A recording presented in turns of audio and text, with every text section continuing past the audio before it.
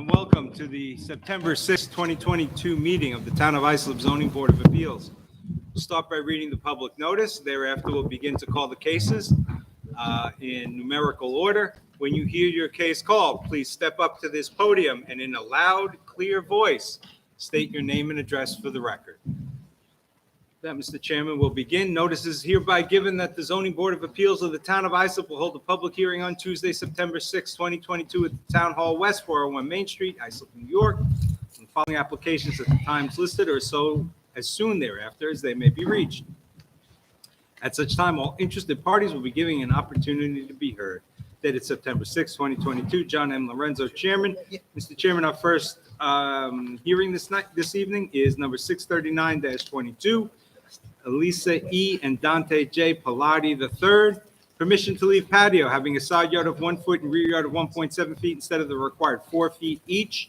Residence A District, north side of Everdale Avenue, number 475. 231.58 feet west of South Chicot Avenue, West Islip, New York. Sir, welcome. Your name and address for the record, please. Hi, good evening. Dante Pilati from 475 Everdale Avenue, West Islip, New York, 11795. How are you tonight, sir? Good. Good. You have a small patio. It appears to be pavers from the pictures in the file. A little too close. We see them a lot. So I don't think it should be an issue. Does anyone wish to be heard in this application? Does the board have any questions? Mr. Wex, I'll take a motion. Thank you, Mr. Chairman. I'll make a motion to grant the application. All in favor?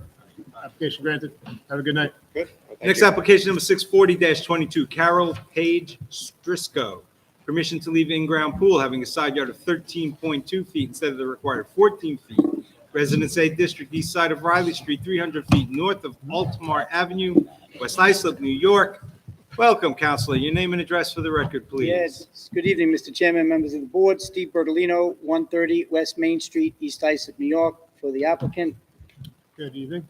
Yes, Mr. Lorenzo, as you can see, Who was installed put- the pool, Mr. I'm Burley? sorry, say that again? Who installed the pool?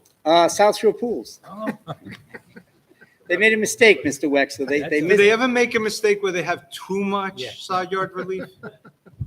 you know, that happens on occasion, but really. Well, could you please report those to us so we can keep score? I don't think anybody has a problem with 0.8 feet. I'm just speaking. No. yeah. No, it's fine, Mr. Bertle. Does We're anyone wish just to be teasing. heard in this application? Does the board have any further questions? Mr. Wex, I'll take a motion. Thank you, Mr. Chairman. I make a motion to grant the application. Second. All in favor? Aye. Application granted. Have a good night. day. Thank you. Enjoy your evening. You too. Number 641-22, Rebecca and Jeffrey B. Hand. Permission to leave driveway having side yard of 0.7 feet instead of the required 4 feet. Residence A District, east side of Keswick Drive, number 33, 244 feet north of Manistee Lane, East Islip, New York. Ma'am, sir, your names and addresses for the record, please. Rebecca and Jeffrey Speak into Hansey. the microphone, please. We can hear you. Rebecca and Thank you. Jeffrey Hansey, 33 Keswick Drive, East Islip, New York. Thank you. How are you today? How are you? Good. You have a small edge of a driveway compared to the size of your property. It's a little bit too close. We see them multiple times a year. Seems de minimis. Does anyone wish to be heard in this application? The board have any questions? Mr. Sullivan, I'll take a motion. I'll make a motion to grant the application. Second. All in favor? Aye. Application granted. Thank you. Thank you. Next application number 642-22, Christina J. Flores. Permission to establish accessory apartment pursuant to Islip Town Code Section 68602.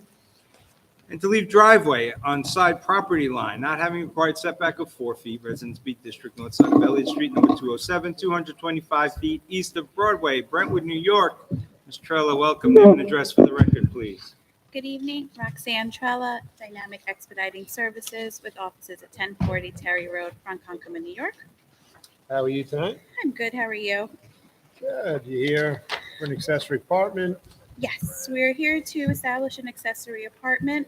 The property is owner occupied. It is 430 square feet, and the driveway actually predates the code, and engineering approved it. All right, everything seems to be in order. Does anyone wish to be heard on this? I'm sorry. We talked about the driveway too. Sorry. Does anyone wish to be heard in this application? Does the board have any questions? Mr. Messina, I'll take a motion. I'll make a motion to approve the application for a period of 3 years with respect to the accessory apartment. Second. All in favor? Aye. Thank you.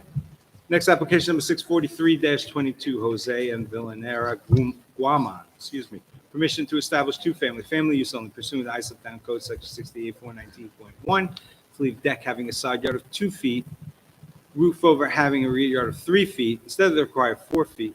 No, okay, I'm sorry, I skipped the line. Let's try again. To leave deck having side yard of 2 feet and patio on side property line not having required setback of 4 feet each, and shed with roof over having rear yard of 3 feet instead of required 4 feet, Residence B District, the east side of 3rd Avenue, number 81, 490.88 feet south of Spruce Road, Bay Shore, New York. Welcome back, Ms. Trella. Name and address for the record, please. Good evening again, Roxanne Trella, Dynamic Expediting Services with offices at 1040 Terry Road, Ronkonkoma, New York. How are you again? Good, thank you. So we are here to establish a family use only based on medical. Birth certificates and a doctor's note were provided. We're also here for a deck having a side yard of 2 feet instead of 4 feet. The deck is only about a foot off the ground, so it's more like a platform. We're also here for the patio, which is right behind that deck on the side property. The portion that's on the side property line is just a corner piece of it. The rest of it maintains 2 feet instead of 4 feet. And then we have the shed with a roof over, having a rear yard of 3 feet instead of 4 feet. So the shed itself maintains almost 6 feet. It's just a small portion of the roof over that's 3 feet instead of 4. Yep, everything seems to be de minimis. The family use only, everything seems to be in order, correct, Matt? It's based on medical hardship. All right, does anyone wish to be heard in this application? Board, have any further questions? Mr. Wexler, I'll take a look. Mr. Chairman, I'll make a motion that we grant the application and with respect to the family use only for a period of 3 years. Second. All in favor? Aye. Application granted. This application number 644-22, Nicholas Diaz, permission to establish accessory apartment pursuant to Islip Town Code Section 68602, and to leave a deck having a front yard of 13 feet instead of permitted encroachment setback of 20 feet. Residence B District, east side of 2nd Street, number 37, 385 feet south of 9th Avenue, Brentwood, New York. Ms. Trella for the trifecta. Name and address for the record, please. Good evening again, Roxanne Trella, Dynamic Expediting Services with offices at 1040 Terry Road, Ronkonkoma, New York. How are you again today? Great, thank you. We are here to establish an accessory apartment. The apartment is 484 square feet. The premises is owner occupied and engineering has approved the driveway. We're also here for a deck having a front yard of 13 feet instead of the permitted encroachment of 20 feet. It's not necessarily a deck, it's more the front entrance to the home. It's a high ranch, so they have stairs going kind of to the side and then straight up to the property. I did provide a photograph so that you could see it. It looks like stone in the photograph, not even wood. Why are they Yes, putting it was wood, and when the building inspector came, it needed a little bit of repair, so they ended up switching it to pavers. Gotcha. Any objection? Yeah, it says wood on the survey. Gotcha. Yeah. Does anyone wish to be heard in this application? Does the board have any further questions? Mr. Sullivan, I'll take a motion. Second. All in favor? Application granted. Thank Great you. night. All right, so before we get there, I noticed that application number 646-22, Diane Garnett, there's a request for an adjournment. Is anyone here on that application? Mr. Chairman, there's a request for adjournment. I'll move that it's be adjourned to a date of the secretary's choosing. All in favor? Aye. Thank you. Next application number 581-22, it was adjourned from August 16th, 2022. Kayong and Mark Langer, permission to elevate and relocate a one-story dwelling to erect second-story addition, leaving a front yard of 15 feet and rear yard of 18.5 feet instead of required 25 feet each, and to elevate and reconstruct decking, leaving a front yard of 15 feet instead of required 25 feet, all having a floor area ratio of 49% instead of permitted 30%, Residence B AA District, west side of 5th Avenue, number 20, 61.19 feet south of Bay Walk, Fair Harbor, New York. Sir, your name and address for the record, please, and also could you start by telling us why this was adjourned from August 16th? Certainly. Thank you. Cedric Legray, Legret, architect in PO Box 261, Ocean Beach, New York. Mr. Chairman, member of the board, I was here before you 3 weeks ago. At the time, we had requested to keep the front yard, which was at 11.3. But at the time, we decided that it was there was no precedent to establish an 11-foot front yard. We were able to find precedent at 15 feet, which is why we adjourned the hearing to today and present the variance with an 15 feet, not 11, 1.5 front yard. So I think, I remember this one, we spoke of you was going to shift it back, you were going to shift the house back Correct. a bit. We wanted to lift in place, leaving a front yard that was at 11 feet. But at this time, we would propose to lift the house and relocate to increase the front yard to 15 feet, which is consistent with some precedents. Okay. So you do you remember what the old call was with the rear yard? 22 and 22 change? and change, Right, yes, 25? the rear yard was, the existing rear yard was 22 and a half, and obviously it would decrease by 4 feet since we're increasing the front yard by 4 feet. Okay, and then we had to We renoticed it with the new setbacks. All right. Is any objection from planning? Hold on, no, 1 second there. Any objection from planning? There's precedent for the front and rear? Great. Does anyone wish to be heard in this application? Come on. Name and address for the record, please.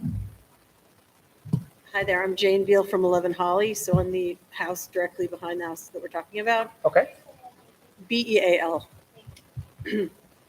And I'm very nervous to speak in front of you, so I'm just going to read what I wrote, which is that I'm concerned about the effect of the proposed new placement of the house. Could you slow down, please? She can only, I'm concerned about the placement, the relocation of the house. So I understand what you're talking about here is moving it to the west, but I'm also concerned about the new placement of the house is 10 feet to the south of where it currently exists, which will, It's only being moved 4 feet. no, to the south.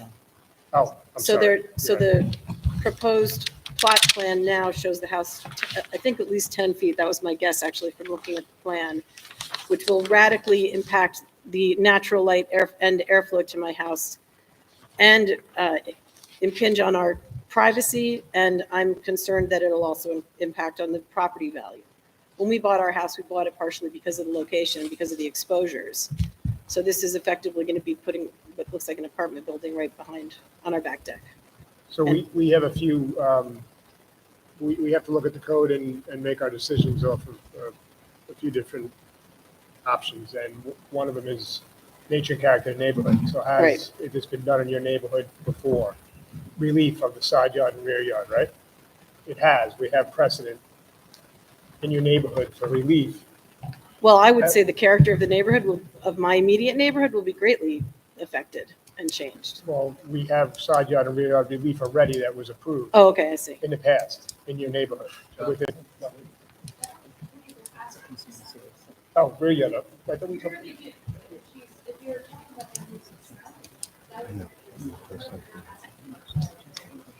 That's what I was. So it's just granted?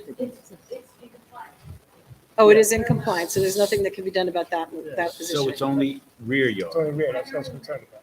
and front yard and rear yard. And what's the precedent that we have? For front yard, there's a front yard of 13 feet, 17 feet, and 14 feet.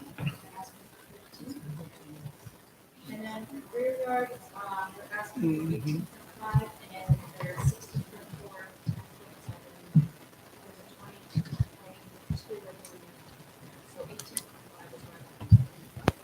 So if you don't mind, you said 10 point something?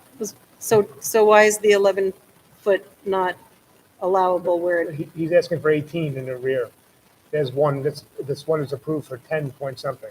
right, but my understanding is that the previous meeting that Cedric came to was to, they were disallowing it to stay where it is in, compared to the street, which was 11 foot or something. That's a front yard. And there's front yards of 13 and 14 feet.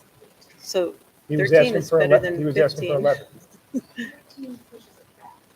No, I'm saying 13 is better than 15. You're talking about pushing it back to 15?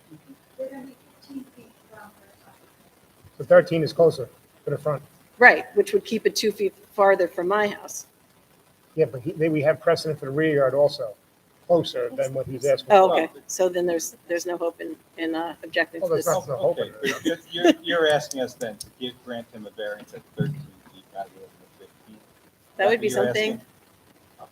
And Yeah. Deirdre, you're saying there's precedent, right, for that? Okay, so then her request is not unreasonable, right? Thank you. It's not. Okay. That's what the board wanted to do.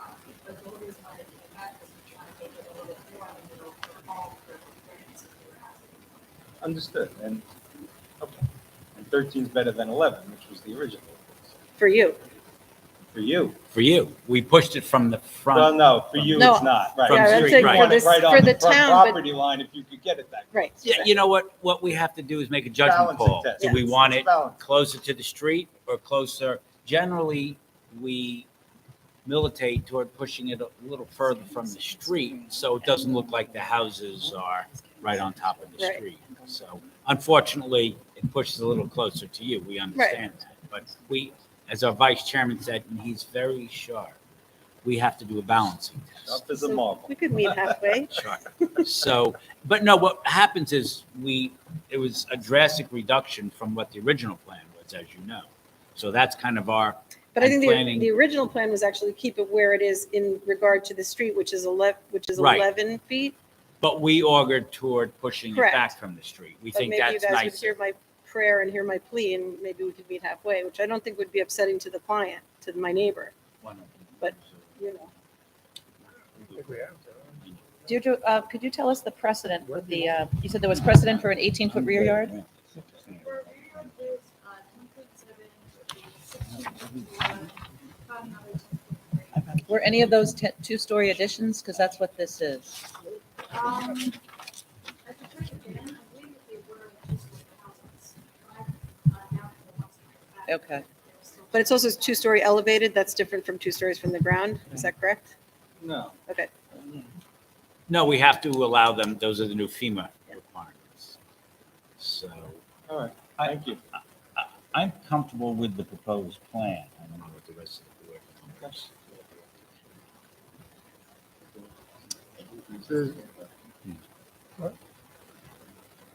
Does anyone else wish to be heard in this application?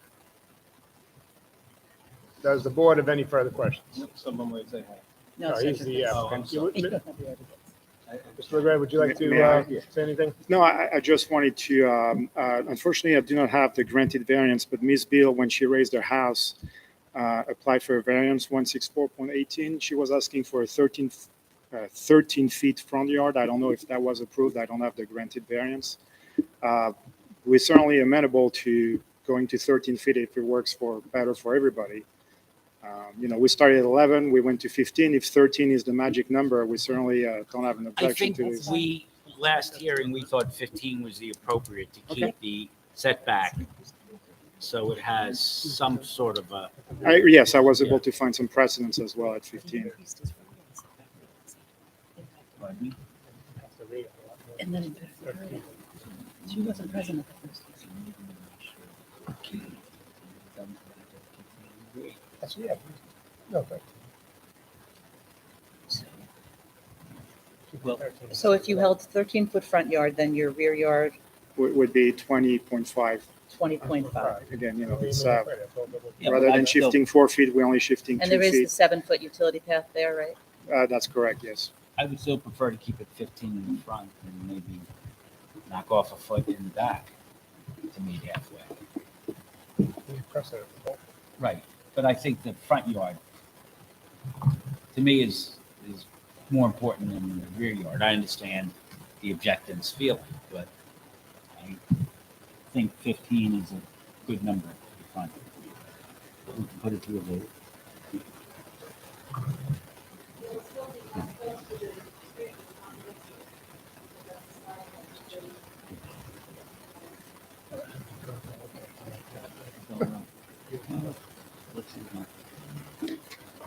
Maybe we should reserve and see. You want to take 3 minutes now? I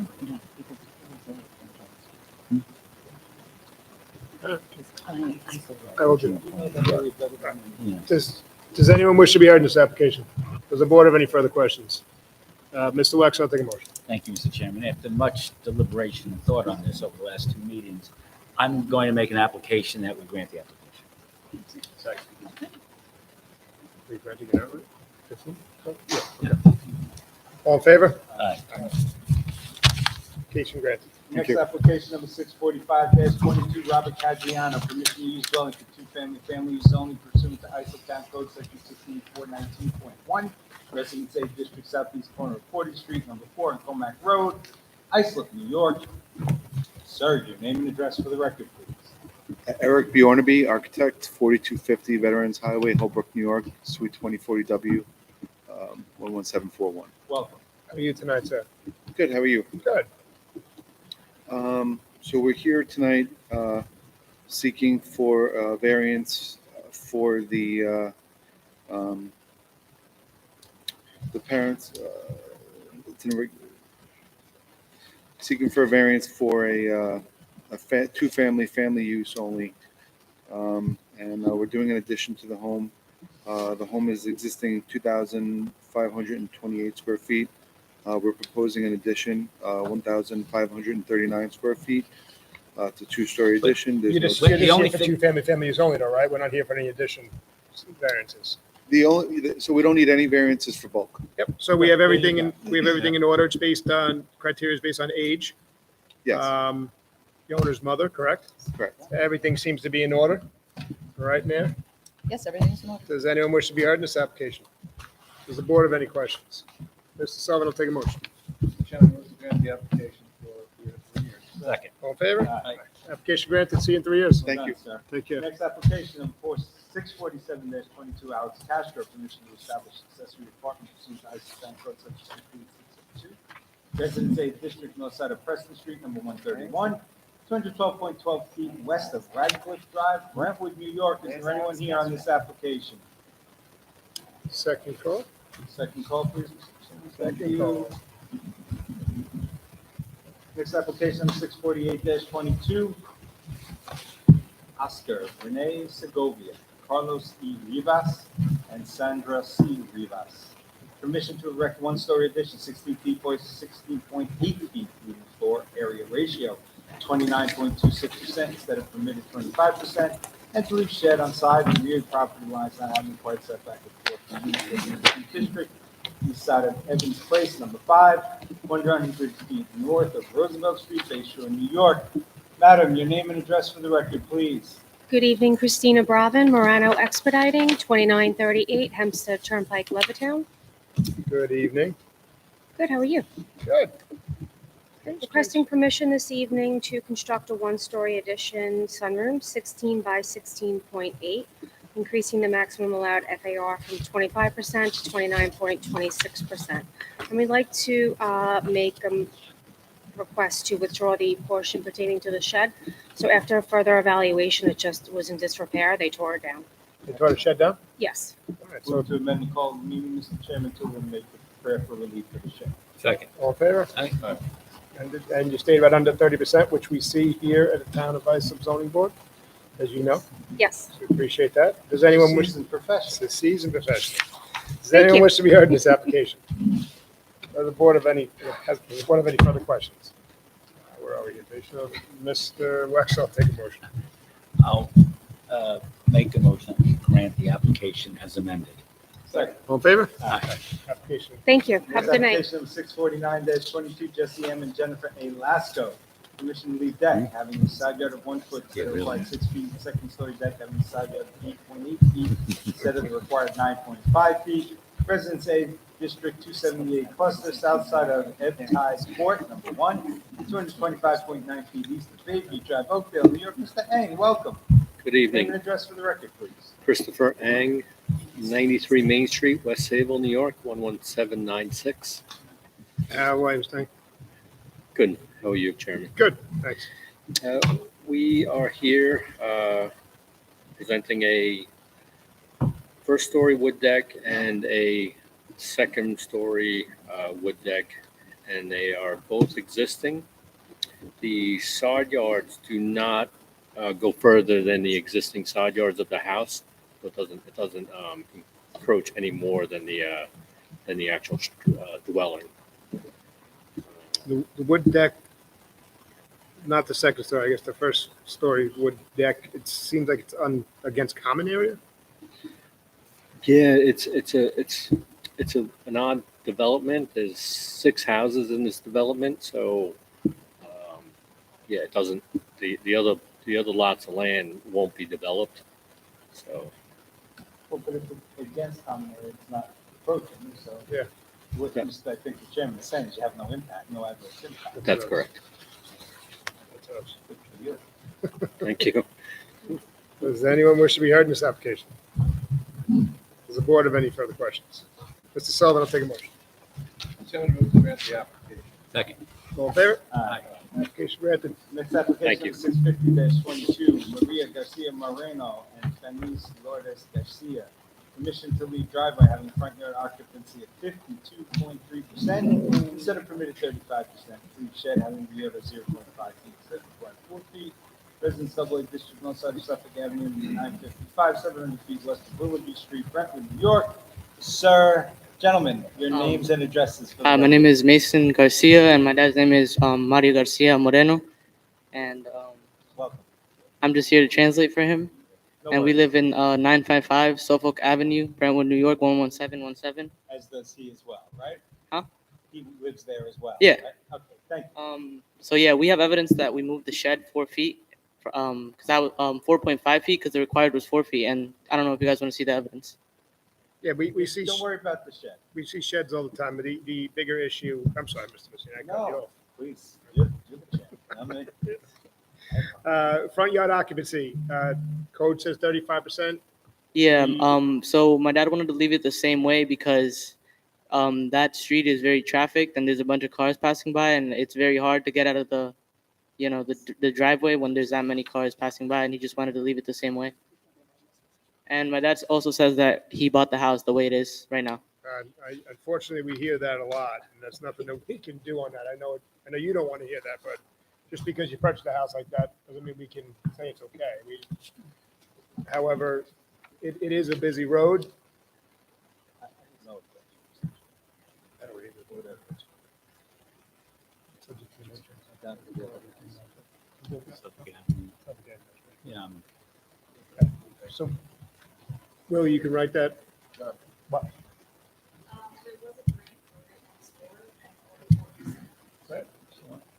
Want to do that? 44. Even that way. Even 50.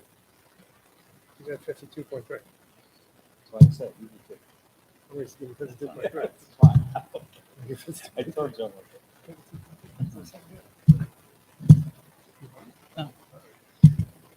So being the nature of the road of Suffolk Avenue, I think we're going to be okay. Just going to take a vote, see if anyone wants to be heard. But normally we wouldn't be doing this, but because that road's so busy, I think you have an argument there. Does anyone wish to be heard in this application? Does the board have any further questions? Mr. Sullivan, I'll take a motion. Chairman, move to grant the application. Second. All in favor? Aye. Application granted. Have a good night.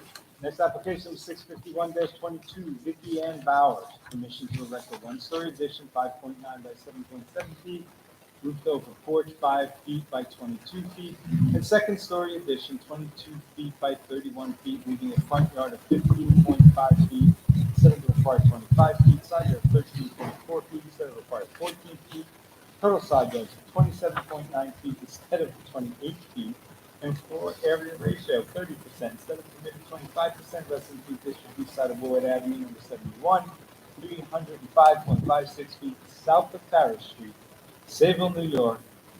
Welcome. Name and address for the record. Good evening, Mr. Chairman, members of the board. Charles J. Brudy, architect, 30 Bethesda Lane, Sayville, New York, 11782. Good evening, Mr. Brody. How are Good you? evening. Good, very good, everybody.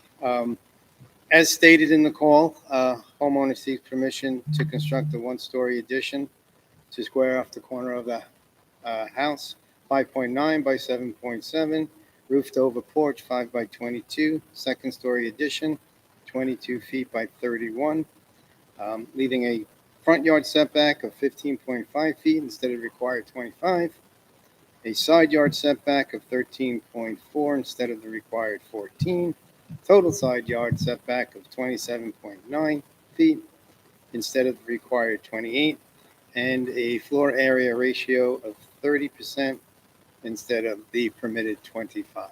Do you have any precedent for the front yard? Actually, we do not have precedent for this front yard.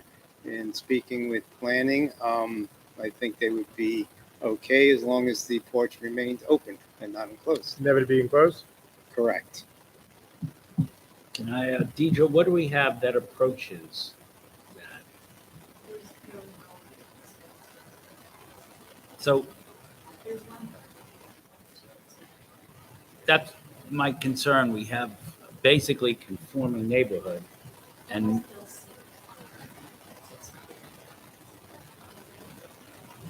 so, I mean, it's almost a 10-foot relaxation right out of the box, and we don't have any precedent for it. I think it's too steep. The house sits so far in front of all the other houses, looking at the aerial. Right, but that doesn't mean we take the situation and make it worse. That's my thought process. Okay, I don't understand why we Have should. you been down that road? Not everyone knows I know Salem pretty well. So let the director know that. Can we reduce Will the it- porch to just? Avenue, I can't swear I've been down that. No, it's very, what I'm trying to say to you is that it's small, tight properties. I know, small but most of them houses. maintain 25 feet, a few are at 22. So how do we go down to 15 right out of the, I don't think it's a wise move on my part to So there is a concrete stoop that they're just squaring straight off. So that concrete stoop in front of the house now as it sits would hold 15.5. So, okay, now that I see picture, are you coming any closer to the street than it actually is? Or are you just squaring it off? The addition is being squared off So on the corner. in the por- corner, so you just, The portico is coming closer to the street, correct, by how much? by the 5 feet. There's a little As brick is stoop there. See the what- brick stoop that comes down? He's just going straight across with the brick stoop. Because the brick stoop holds 15. Oh, he's going into the driveway? No, he's doing this. No. This is the brick stoop. He's going whoop, with an open porch right across. So there is a stoop over there that holds 15.5 feet, that brick. Stoop. Yeah.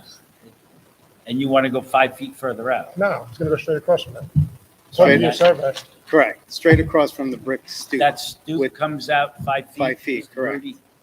I can't. It doesn't look like it comes out 5 feet. Oh, that's, I mean, yeah, the steps come out, but, yeah, I see, that's one layer of brick sitting on the dirt. I mean, The current entrance, you can see the side door there on the side portico. So that is being, you know what, guys, can you hold it down? Mr. Don, I can't hear. And our chairman will tell you how horrible the acoustics are anyway. So you want to make the porch come out 5 feet? correct, right, across. To remain open forever and ever. I got that. Oh, until the next application. Yeah. And, but we don't have any precedent for it. That's what. What- We have precedent The- in 22. The corner that we're closing off is part of the kitchen expansion on that side, because the kitchen's Whatever very it is, tight. I'm saying we don't have precedent. Right. And the precedent we all have is 22 and a half. Now we're going to go down to 15. It's not working for me. So even if you close that off and put a stoop out there, they got the front door. Well, if that was just a stoop, I mean, well, it's a small piece of property. We can't change the property size. All right, Mr. Brody, it's this I'm one. sorry. Yes, my client was asking me a That's, question. well, if you want to have a conference, a quick one, you can, but And, you can't. That's all right. Can we, if we Mr. can, Brody, can I make a suggestion? It's only for me. Why don't you go back to the planning board and come up with something a little better? It's just, 10 feet. Can I suggest something? No, I like my suggestion. You can suggest, but I'm going to counter your suggestion. I see your Okay. suggestion and raise you. Go ahead. I'm Okay. sorry. Instead of the 5-foot porch all the way across the front of the house, can we just do a 5 by 10 portico over the entry door? A 5 by 10. It would come out 5 feet, but it'd be only 10 feet instead of 20. And then what's 22 the, all right, that's, So we can have cover over the entry door. I 'cause we're- understand. 'cause we're That moving seems everything. reasonable. Well, what's the difference between a 5 by 10 portico or the open porch? Nothing really. I'm just trying to meet him halfway. It didn't sound like he was giving away the stars and the moon. So the porch ordinance was developed in order to help break up second-story additions, because when the board held so closely to the front yard setback of 25 feet, people were starting to put second-story additions on their house, and the former chairman would never allow any encroachment into the front yard. So in 2002, we adopted a porch ordinance for a reason, so that we can help break up the front of the house when somebody wanted to put a second story on. This porch would be a conforming permitted encroachment, being 5 foot deep in Correct. Residence B zoning, were the house to maintain the conforming 25-foot front yard. Correct. So the way the board has often treated it is you give that conforming porch the same benefit at a 20-foot setback as it would have had at a 25-foot setback. The only difference here is there's a small enclosed portion right next to it that's 5 by 7. Is that clear? That's supposed to clear it up. So what do you think, No. makes sense? Why don't we- I'm Well, just making sure you understand the what Ms. facts. I mean, the Pizarro's- porch itself Okay, but is given typically all of permitted. that history, Yeah. what do you think makes sense? I'd like your opinion, please. I think the real consideration is the little enclosed part, that's 5 by 7. Okay. The porch itself is something that we actually encourage.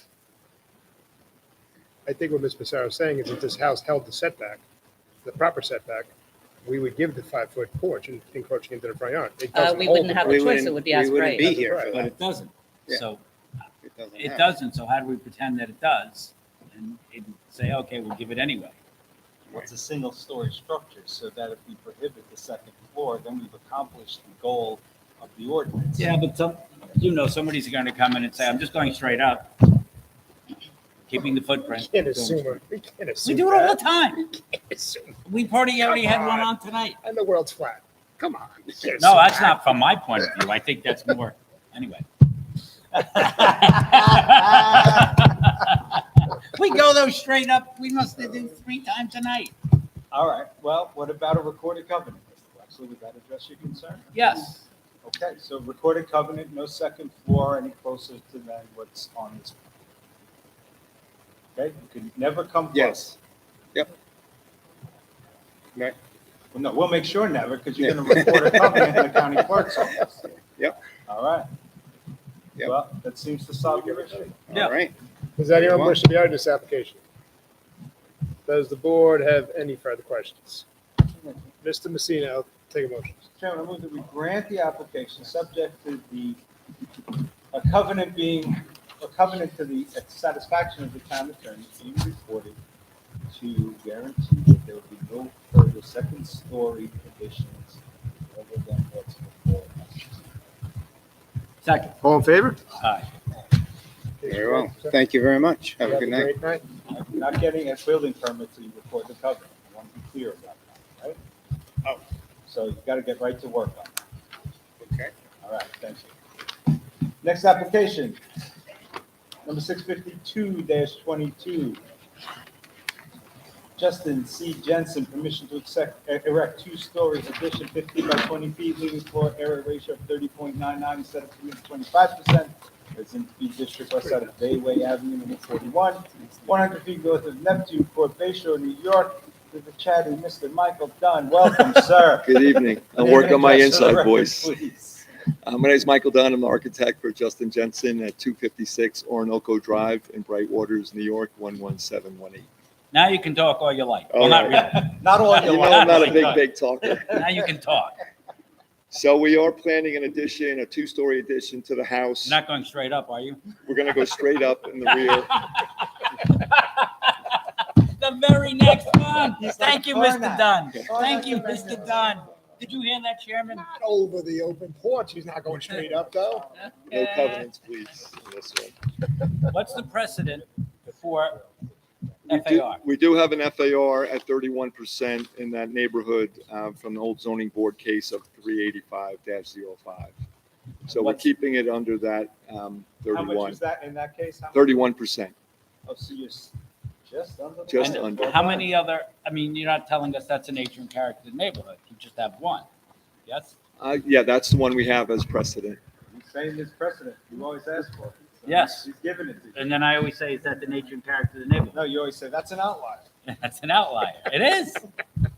You know, I could play your role. You don't even have to show up anymore. I know. And you can play mine, because No, I couldn't play your role. Oh, you most certainly could. No, you wait. Better than I could. You know much more than I do. I think. Hardly. Strike that from the record.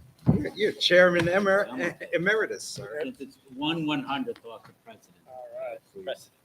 Does anyone wish to be held in this application? Heard. Heard of this application? Does the board have any further questions? Mr. Wexler, I'll take a motion. You make me make the application. I'll make a motion that we grant the application. Second. All in favor? Aye. Next application number 653-22, Brian Rebecca McNicholas. Permission to erect second-story addition 16 by 31 feet, leaving a side yard of 4.9 feet instead of required 14 feet. Residence Ed District, east side of Maple Avenue, number 55, 365.65 feet south of Maple Court, Bay Shore, New York. Mr. Dunn, let's see if you can make two in a row. Are you going straight up? This Mr. one, we Dunn? are going straight up. We never hear these, Mr. Chairman. I've never heard it in my 15 years. So they are planning a second-story addition over an existing porch and one story in the rear. I know, in black and white. Mr. Dunn, you realize what you're doing to the chairman, sir. I don't know if you sounds- want to come back here too soon. It sounds bad at the 4.9 feet instead of 14, but there is a porch and a part of the house is at 2.2 off the property line. So it we're shows keep- amazing restraint. We're keeping in line with the existing main structure of the house. And the other good point is the neighbor that it affects is about 50 feet away from the property. The other property to the next door is a very big property with a large side yard setback. Zoom in a little. Such a pretty house.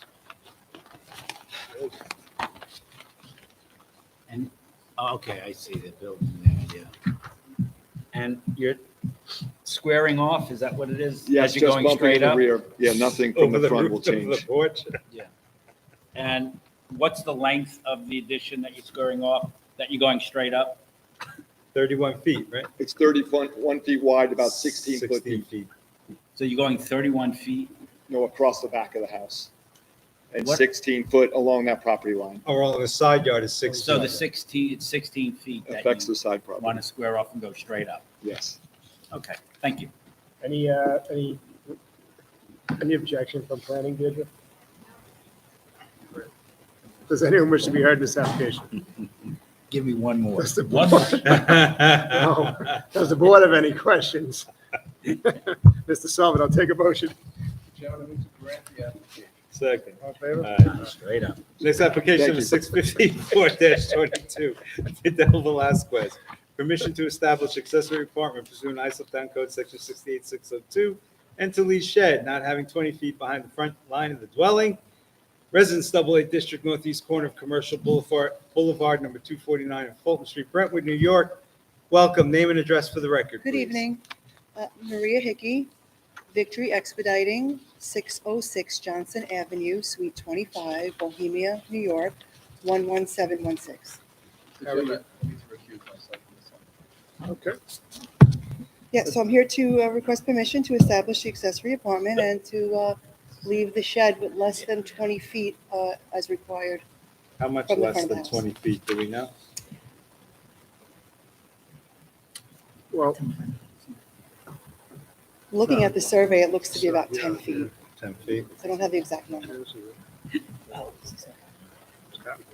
We got two front There's a yards. front- Yeah, but with two front yards, Oh, 2 for you. I don't find that impact, yeah, I don't find it impacting you. no. Wait, is it No, different? no. There's no impact there. Does anyone wish to be heard? I'm sorry, the apartment 788 square feet, traffic complies, everything else seems to be in order. Correct, Mary? Yes, everything else is in order. I think the shed has about 18 instead of 20. I think Yeah, it's it's that close. shed. and Whatever it's it about- is, I- Yeah, it I doesn't, think it's not we all- related to a second street. Yeah, that's Does anyone wish to be heard in this application? Does the board have any further questions? Mr. Sullivan, I'll take a motion. Oh, you can't, I'm sorry. Mr. Wex, I'll take a motion. I'll make a motion to make that. second. 3 years. Yeah. Thank you. All in favor? Okay, Aye. thank you. Have a good You're night. very Have a nice welcome. evening. Run like the wind before we change our minds. Next application, number 655-22, Sieski Thomas. Permission to leave second-story addition, have a front yard of 20 feet instead of required 30 feet, side yard of 10.4 feet instead of required 14 feet, Residence A District on side of Garshik Street, number 971, 340.8 feet east of Smithtown Avenue, Bohemia, New York. Sir, ma'am, your names and addresses for the record, please. Arnold Montag, architect, 350 Northern Boulevard, Great Neck, 11021, Suite 322. And who's the young lady And to your this right, is- please? oh. My name is Sieska Thomas. I'm the owner of the property 971 Carshik Street, Bohemia, New York. So I actually pronounced your name correctly. Yeah. Shocking. Thank you. How are you all tonight? Good, good. How you guys? Good. Okay, good evening, ladies and gentlemen, members of the board. My name is Arnold Montag, architect. Mrs. Siska Thomas is the current owner, and I stress current owner, although the board did say that didn't matter much. She purchased the home this way. I just want to reiterate that one more time.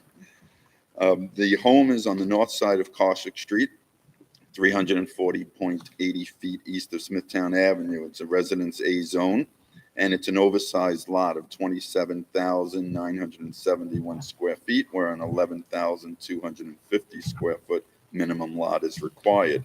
So, Mr. Uh, Montag, I noticed that this is on a corner, right? Corner lot, right? No, No, no, no. No, there's a house to the left of it Oh, I see. going west It's of because I had the wrong glasses on. it. They're upside down, you glad. That's okay. Go ahead. I apologize. Go ahead. Okay, so it is a side yards. So what happened here is this building used to be a warehouse or a tailor shop, and they converted it to a residential building, and it has a certificate of completion. The problem that we have here is that a second floor addition was added over. They did not increase any non-compliance, but the side yards are supposed to equal 28 feet with a 14-foot minimum side yard. She has 10 feet existing on one side, so it's negligible. However, she has 112 feet on the other side. The other issue is that we have an undersized front yard because the building, probably in the 1940s when it was constructed, did not have such stringent front yard rules. The second floor that was built in, we believe in 2012, I believe it was built, by the former owner, they did build over the existing footprint and once again did not increase any non-compliances. There is a small addition on the building on the left side that was also part of the original CFC. I'm sorry, what's the left side? That's a good question. I'd like to say that's definitely the west side, but let me just double check that. Okay, we West got side, it. It's yeah. the west side. Yes, it is the west side. Also known as And the that left side. was existing on the former CFC from 1986. So Uh, basically, they just went straight up. They went straight up, straight up, Sorry, exactly. Mr. Chairman. I may be You're straight regretting up this. killing the chairman Yeah, I tonight, may be Mr. regretting Wexler. this soon, Straight but- up killing it. Yeah, it never happened. When you're happy. So We- in we- summary, we're seeking relief just for that straight up There you second go. floor. All right, we got you. Thank you. Any objection, planning? Peter? No objections, as a president for February 11th. All right. Does anyone wish to be heard in this application? Does the board have any further questions? Mr. Sullivan, I'll take a motion. Chairman, I move to grant the application. Second. All in favor? Aye. Application granted. Have a great Thank night. you very much. Next application Be was well. adjourned from July 26, 2022. Number 544-22. Real Estate Plaza, Inc., permission to lease two-story dwelling having a floor area ratio of 27% instead of permitted 25. 6-foot fence with masonry columns having front yard of 9.6 feet instead of the required 15 feet. Raised pool patio having a side yard of 5 feet instead of the required 10 feet. Pool patio having a side yard of 5 feet instead of the required 6 feet. Shed having a side yard of 2 feet instead of the required 4 feet. Rear yard landscaping of 35% instead of required 40%. And to install decorative water feature in front yard were only permitted in rear yard, exceeding the maximum height of 5 feet, not surrounded by a permanent durable barrier. Residence AA District, west side of Beach Road, number 16, 803.04 feet south of Elder Road, Islip, New York. Mr. Aponte, welcome back. And name and address for the record, please, and please tell me why we adjourned from July 26th. Absolutely. Good afternoon, ladies and gentlemen of the board, Mr. Chairman. My name is Angel Aponte, Aponte. I reside at 1330 Washington Avenue in Bayshore. We were adjourned previously because the number you read from the front column to the property line, I think it was like 9 point something. What you read, sorry. And it's actually 12. And so I provided new surveys to prove that. Basically, an hour before the last hearing, I went and physically measured it, and it was close to 12. I said, "There's just no way this is nine feet. This is going to be a You want to problem." amend the call of the meeting then for masonry columns having front yard of 12 feet, not 9.6 feet instead of the required 15, is that right? Yes, sir. Okay, I'll make that motion, Mr. Chair. All in favor? Amended. Okay, so the other item that I think we should be talking about is the fact that this proposed water fountain, I think you mentioned that it will not be enclosed by a secured barrier. That's because the fence in the front yard and adjoining the sides of the dwelling are not up yet. I mean, part of them are, but the front is definitely not in yet. So when that is completed, when the fence is completed, that whole front yard will be completely enclosed. All right, so my own issue is with the raised pool patio and a 50% variance from that side yard. You know, I understand. I Can I- frankly can't go along with that unless there's something I'm missing. Can I describe it a little bit? And I Do whatever totally you'd like. understand your It's- position. I'm inviting you to do so. Sure. So it is existing. It's about 14 to 15 feet. It kind of hits me right by my calf. And it encloses a feature of the pool. It's like to return the water back to the pool, if you will. I'm not sure what they call that in the industry, but to recycle, after it goes through the cleaning process. That's part of the feature of the No, pool. I get it, except it's kind of close to the side of the neighbor's house. Understood. You're already at 50%, and then you raise it, so you make it even worse. So to me, that's a problem. I don't know how the other board members feel. No, I agree. Okay. They have sufficient property there. Well, you don't have to raise it. I mean, Yeah, you know. you're already encroaching by 50% and you're raising it. That's like a double or triple whammy. I don't see the point. Yeah, and you can put that kind of decking on the other side if you wish. Also, it has the effect of people sitting in that pool looking into their neighbors, and that's something we always object to. I'm sorry, sitting into the pool, sitting up? With it raised that close to the property line, you're that much closer to the neighbors. So let me be clear, 14 inches, about that much off the grade. From what I see, it's 2 feet. It's a lot. It's right about here tonight. It says 2 foot, it says It says 2 2 foot high feet on your survey. That's wrong. I'm Didn't it? sorry. Well, we have Man, to go you by got the problem. survey. I got a problem with the survey. Yeah, we got problems with the surveyor. I didn't notice that last time, but it hits me right about my calf. All right, even still. Yeah. I'm just very sensitive to putting things where people are going to be in there and making noise any closer to a neighbor's property than need be. Fair enough. So, yeah. Does it help any that that whole side of the property has bushes or trees that are? I mean, that's probably 12 feet mitigation. high? So, that's a fair point that's mitigation. I Okay. just don't think it overcomes it. Okay. Also, on the water feature, don't we have a town code that prohibits water features in front yards? Yes, sir. Yeah, but we have varied that, if I recall correctly, from time That's not unprecedented. I don't know about in this neighborhood, but I'm saying. I don't know if we've ever granted one in this neighborhood. Yeah, that's fair. I don't either. So. I mean, I know the neighborhood. And that, of course, I'm not challenging you. I think No, you you're can tr- challenge me. I think you're true with that. I know, I was born there. Okay, so I did provide, just within that street and the following street to the north, no, to the west. Just those two streets have 13 houses. Out of the 13, I think 11 have water fountains. So I provided it for this hearing. I So provided pictures. 11 have water features on that street, Specifically fountains. on East Bayberry?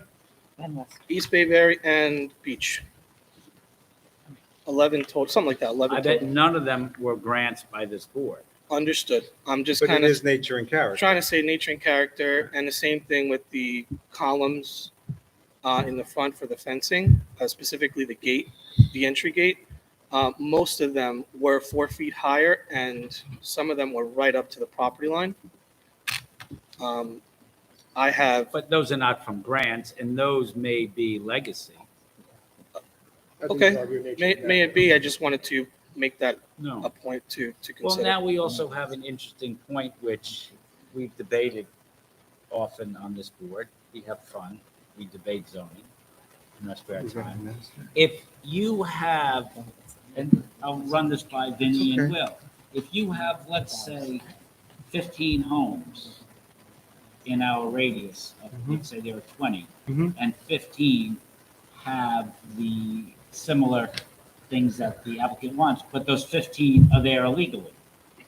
Does that set the nature and character, or? So as a case I once handed up when I was on that side of the podium to this board says, by the learned Judge Whalen, that is the nature and character. So let me ask you, if 15 homes each have a stolen car, does that make it okay? That would be, it doesn't make it okay to steal the car, but the nature and character of the neighborhood is that everyone has a stolen car in their driveway. So go out and steal one for yourself. Yeah, really, I want to. Yeah, well, Ms. Pissarro just showed me, Mr. Chairman, there was a request from a neighbor, so I don't know if you want to deal with Does anyone wish to be heard in this application? There you go. Come on up. Name and address for the record, please. Do you want to see any?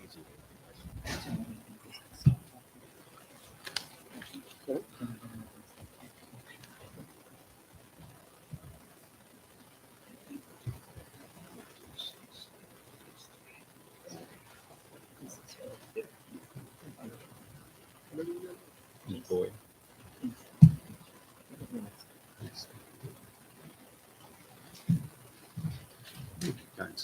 Good evening. We'll share. Name and address for the record, please. Sue Boyd, 18 Beach You got to Road. speak into that microphone. We can't hear up here. Sue Boyd, 18 Beach Road, Islip, 11751. How are you tonight? Mark Boyd. Mark and Sue Boyd, Boyd being the last name. 18 Beach Road, Islip, New York. Thank you, Jay. So we have a note here that says you were going to ask for an adjournment because your attorney couldn't be present. Is that right? Well, I was going to Elizabeth Harrington, and she had got COVID, but then I figured, you know what, why don't I just wing it? Well, don't worry. If you want an adjournment because you want your attorney present, you should make that request. Whether or not it gets granted, I don't know, but you should still make that request if you're really sincere about having an attorney come with you next time. Yeah. Maybe I would do that. She Okay. wouldn't be able to be available, though, for a brief Okay, period. we'll let you put whatever you want into the record tonight. Okay. But, Mr. Chairman, I would, in light of the request, it's a reasonable request. I didn't know if I An was allowed to unforeseen do that.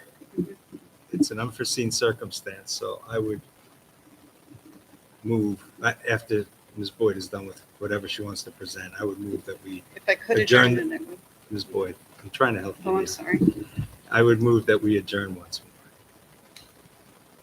I think that's a fair request because the applicant looking adjournment. And not only that, but I mean, you hire someone and then they get COVID. I mean, that's nobody's fault. You shouldn't be penalized for it. And, the condition already exists, so it's not like anybody's being prejudiced. So So would you like to put anything on the record yourself, or would you like to just request? I'd like to wait for her, yeah. Okay, so then I would make the motion that we adjourn this to a date Let's pick it convenient to now. both the applicant and the secretary and Ms. Boyd. and Well, Mr. we should pick the date now. Okay, Can we just make sure no one else wants to be heard before we do that? that's a very good idea, Mr. Chairman. I'm Is there sorry. anyone further who should be heard in this application? All right, clear to close. Make a motion for adjournment for what date, Mary? October 4 weeks from today, or? After the 6th, she'll be back, October 6th. She has a trip planned. Okay, October 18 would be the next hearing. Perfect. Mr. Ponte, does that work for you? Thank you, sir. Adjournment till October 18th. I'll second the motion. Okay. Aye. Adjourn to Can I October leave those 18th. pictures with you from? Yeah, we'll Yeah, keep that's these part in of the the file. These will become part of our file. Thank you very much. Thank you. Have a great night. Take care. All right, our next application is number 656-22. Adriano Torres and Niuka,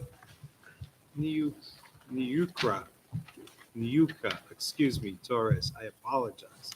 Permission to erect two-story addition and second-story addition, leaving side yards of 11.1 feet and 13.4 feet instead of the required 14 feet each. Total side yards of 24.5 feet instead of the required 28 feet, and floor area ratio of 32.44% instead of the permitted 25%, to leave driveway on side property line, not having required setback of 4 feet, and to use dwelling as two-family, family use only, pursuant to Islip Town Code Section 68419.1, Residence B District, north side of Barlow Street, number 281, 398.44 feet west of Whipple Street, Brentwood, New York. Sir, your name and address for the record, please, and I apologize for butchering your client's name.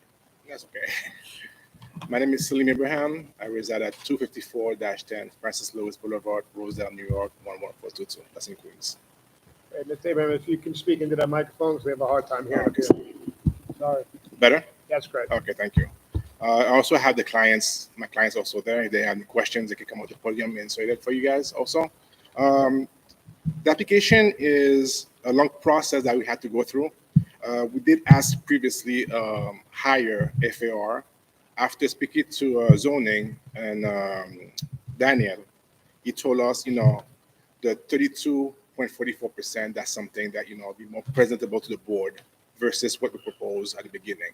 That's number one. So we have precedent for more than 32? No, there's none. There's none. You check also, there's none percent for 32.44.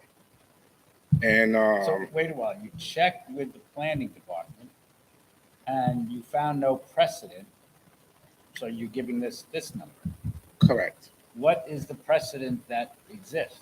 What's the best case you got? Ms. Ryan, what do you have? 30 what? Yeah, that's in conformity with, Okay. okay.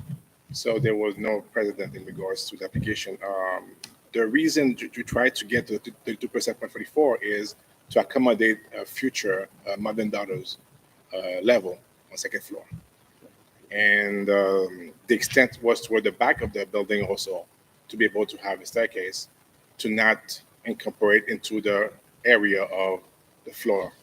So to be accessed better for the owners, to have a private access to the back of the house, to the second floor, and have one on the first floor. And that's the reason why the square footage went to 32.44%. But as you know, you've been in front of us before. Yes. We see up to 30%. The code says 25. If we don't have you don't have a good enough argument for us to press it over 30%, we don't want to have the neighborhood just keep climbing, because then someone comes in and says, we gave them 32.44, why can't you give us 33? And then it just keeps creeping up, as Mr. Westman said. So that's the issue that we have. So we hold a strong line at 30% unless we have a valid argument to pass 30%. Okay.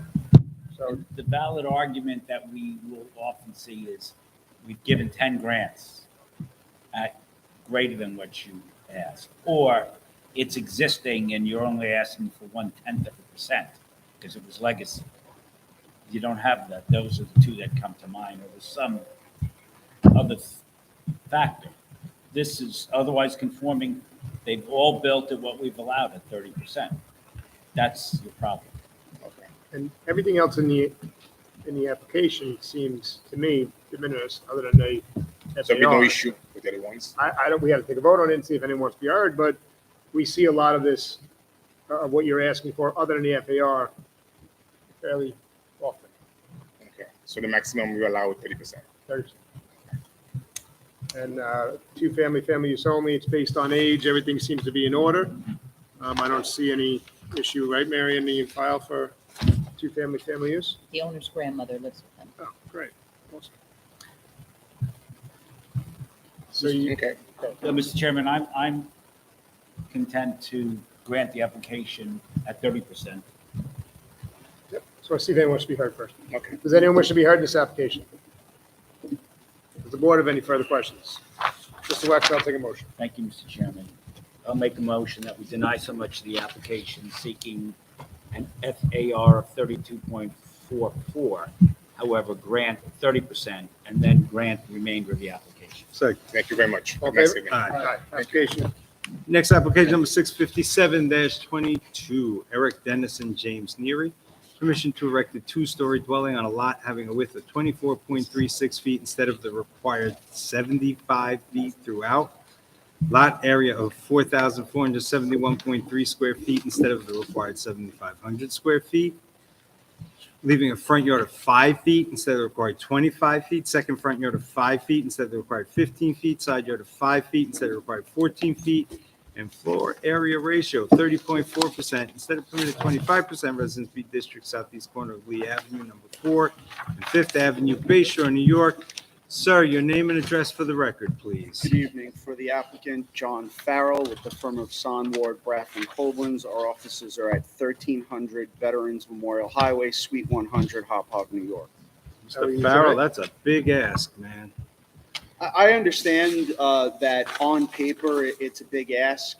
I would note that this property is very unique. It appears that at some point, there was a widening of Fifth Avenue, and they took off a pretty substantial portion of the property. The lot only has 96 feet of depth, and they took off a large section of the corner, which is really what's generating the front yard setback But variances. the property owner was compensated for that. It was sometime in between 1940 something and 1950. But So I know understand. that you know zoning Yes. and You know real that's- estate. You know real estate. Right. That's not a factor that augurs in the applicant's benefit. Right. In that when there's a taking, they're paid for that. And then they can't come and say, oh, there was a taking. Look, I have an inferior parcel. So that's, Look, I understand that it's not, I'm just saying You're it just it giving us the leads to the history. uniqueness of the property. I think the goal here is to stay within the footprint that was originally constructed on the property in 1951. This board in 2019 heard and approved an application almost identical to what's being presented this evening. How did it differ? I'm sorry? How did it differ? You said it's almost identical. Tell It's us. the only difference is the gross floor area on the original application was 29.4%. This application is 30.4%. That's generated by a covered porch that we put on the Lee Avenue side to break up that side of the structure and make it look more attractive. That's 80 square feet. If we took off that 80 square feet, we would actually drop below the 29.4%. We'd go down to, just give me 1 second. Yeah. 28.7%, which is less than the grant in October of 2019. Mr. Farrell, we're just looking at the photographs and we'll show you what we're looking at. Isn't that house awfully close to the neighbor? That's the way they were both constructed in 1951. At one-story homes, now they want to build a complete second story. Well, yes, Isn't that going to but, just tower right over their neighbor, which they're right next door to? but again, in 2019, this board approved that relief. Yeah, except 2009, I'm looking at pictures Mhm. and they're not helping you. You know, the fact is you put something up in 2019 or since, and then you took it down. Your client did, not you, of No, I didn't take it down. No. Here's, let me just show you so you know what we're talking about. I'm sorry. I am familiar with what the house looked like. You familiar, went down to boards? So my client applied for the permits and he sent in his framer to take a look at the dwelling to try and secure it because it had been vacant for about a decade and a half. When his framer went in to look at it, he said, this is probably going to collapse. You need to, basically redo this whole wall. And they ultimately redid all the walls, which is what generated the fact that we had to come back here for a new dwelling. But it was really a health and safety issue that led to my client. I acknowledge making that, but now it's judged under a different criteria, though. I understand it's a criteria, but I think when you look at the character of the community, which you guys were just discussing on the real estate plaza application, the character of the community is the character of the community as it's been developed, not as it's set forth in the zoning code. When these houses were built, they were built in these locations and approved in these locations. But they were built as one-story homes. Right. But again, in 2009, but again, so we could talk about the fact that the one-story home on this lot is 658 square feet, which is not even legal under the town's code. You want that variance to make an application? The town's code requires a minimum of 900 square feet for a one-story dwelling. This is 657 square feet as a one-story. Let me can I ask a question, Mr. Messina, if you Yes, want? please. To the board, this is to the board. I understand what happened here. I understand they tore the house down instead of rebuilding it. And you're going to say his best argument is it's the same thing as a practical matter, right? Right, and we approved him at 29.4%, and we approved him everything here. I understand the argument. Why can't he just build it to what we approved? Because now he's asking over 30. You just Well, said he's we not hold gonna- to 30. That's a different. Well, I could take off the front porch and that would bring us below the 29.4%. It's an inside joke, I Mr. understand. Farrell. I'm only. I've been listening tonight. So It was, yeah. You got I've been paying the attention. comedy hour. My question is, I'm thinking of just the fairness to the house immediately next door. Well, I think if you look at what was there before, I think the house next door would much rather have a nice brand new two-story home We don't know. as opposed to a falling down squared structure. I'd like to direct the board's attention to some exhibits that I prepared. Sure.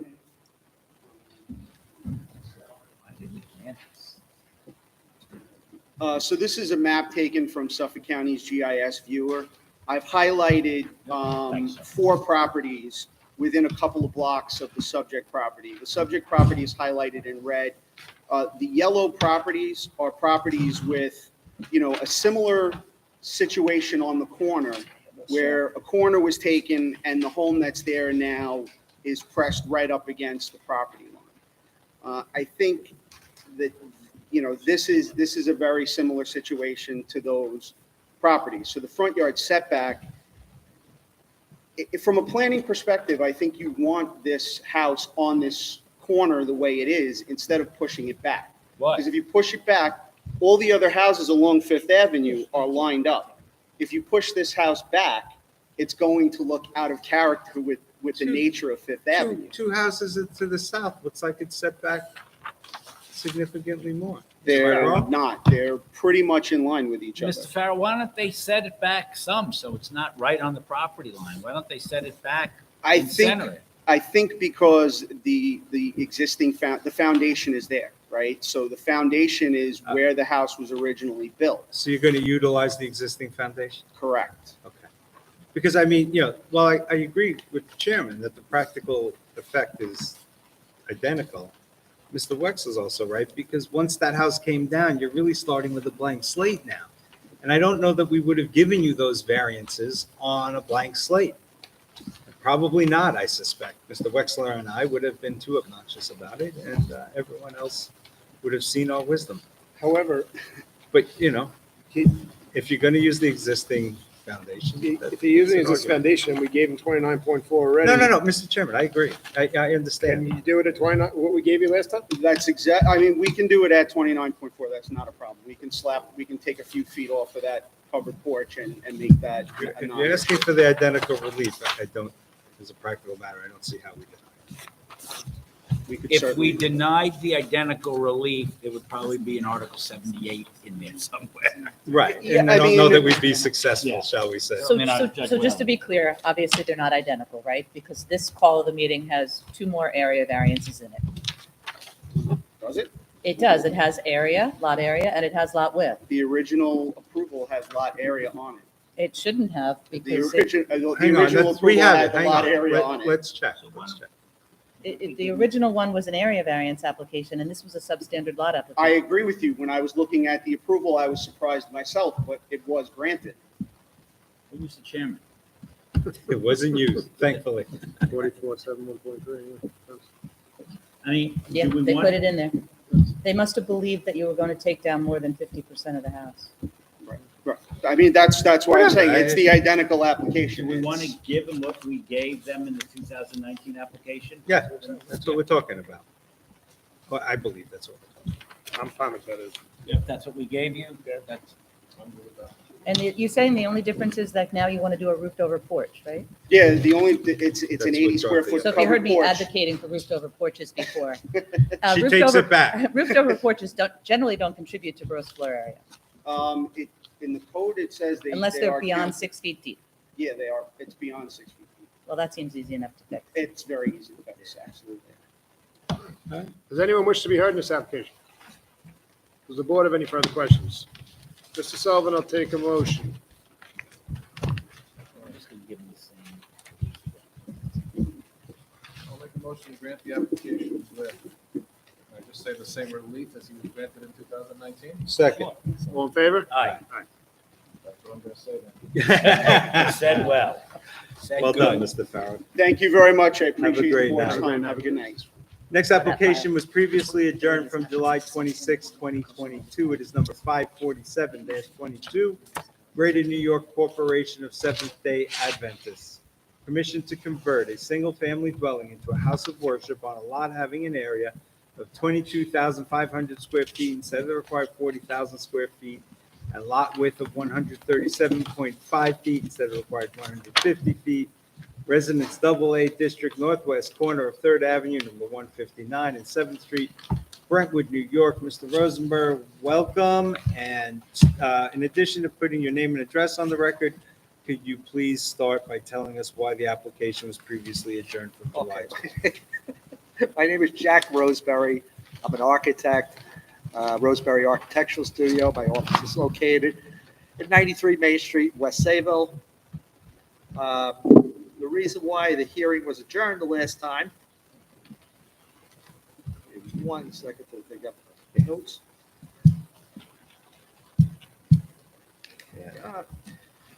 We adjourned I had adjourned the previous hearing scheduled for July 26th because it was a negative staff recommendation and we were working on a parking agreement with the neighboring church that had not been completed at the time of the hearing.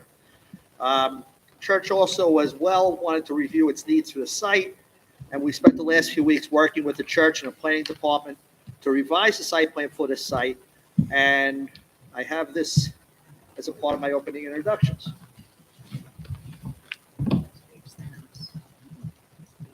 With that is the site plan as well as the architectural plans. The proposed site plan is going to remove the existing building structure completely, and we've submitted the site plan to move forward. We've been emailing proposals with Deirdre Ryan and Sean Ross at Engineering to come up with this current site plan proposal. The building proposed is 58 by 45 irregular with a second-story choir loft and a basement. The site will be used for church functions only. The site plan has parking for 24 cars and will require buffer relief of the western side of the property, as well as parking relief. Parking relief and the buffer relief will be a planning board item. The variances being sought here are the same as they were at the previous hearing. The lot frontage of 137 feet on Third Avenue, where 150 feet is required, and for the lot area, 22,550 square feet, where 40,000 square feet is required. For the church use in the AA residential zone under Town Code Section 6868. This is a corner lot. It has 2 front yards. Consideration was made for turning the church to face 7th Street to eliminate the frontage variance. but it's just not a good vantage point to have it on 7th Street. There's more- Mr. Roseberry, can I ask you a question? Absolutely. The town code requires an acre, or what the town. 40,000 square feet, yes. 40,000. Isn't that because of, among other things, parking along the fly? Well, we're working, parking and buffer areas and things like that would be a part of that 40,000. There are also a myriad of, there's some other reasoning that could be applied to it, yes. But my concern is that the applicant has just about half of the required square footage. 22,550 of the 40,000. 22 over Right. 40, right? Yes. So by my math, Yes. I'm not an architect, but that's roughly half. Yeah, it's a little 58%, yes. 55%. Right. I mean, that's a big ask. Well, that's a big ask, but it has been done. In moving along, substandard lot size, Brentwood does have a few churches that are situated in the area that are parcels of less than 40,000 square feet.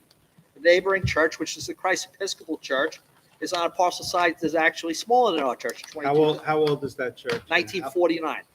Okay. So Matter of fact, part of the So it's exhibits, been there for 73 years, well before the enactment of this code provision, right? yes, So Okay, that's so it's not non-conforming. It It's a- wasn't permitted. right. Okay. Go Okay. ahead. Go Well, ahead. I'm how do sorry. you say, well, you explain by I'm looking at neighborhood conformity Well, versus, it predates the code. it predates the code, So yes, that's legacy. I mean, we can't make them get up and move. true. So what our vice chairman was saying, what have you got that was a grant? by this board? I have 3 other churches in the area. Did any of them receive variances from this board? I do not have the information on that. Okay. Deirdre, from planning, do we have any churches in the area that receive variances from this board? No?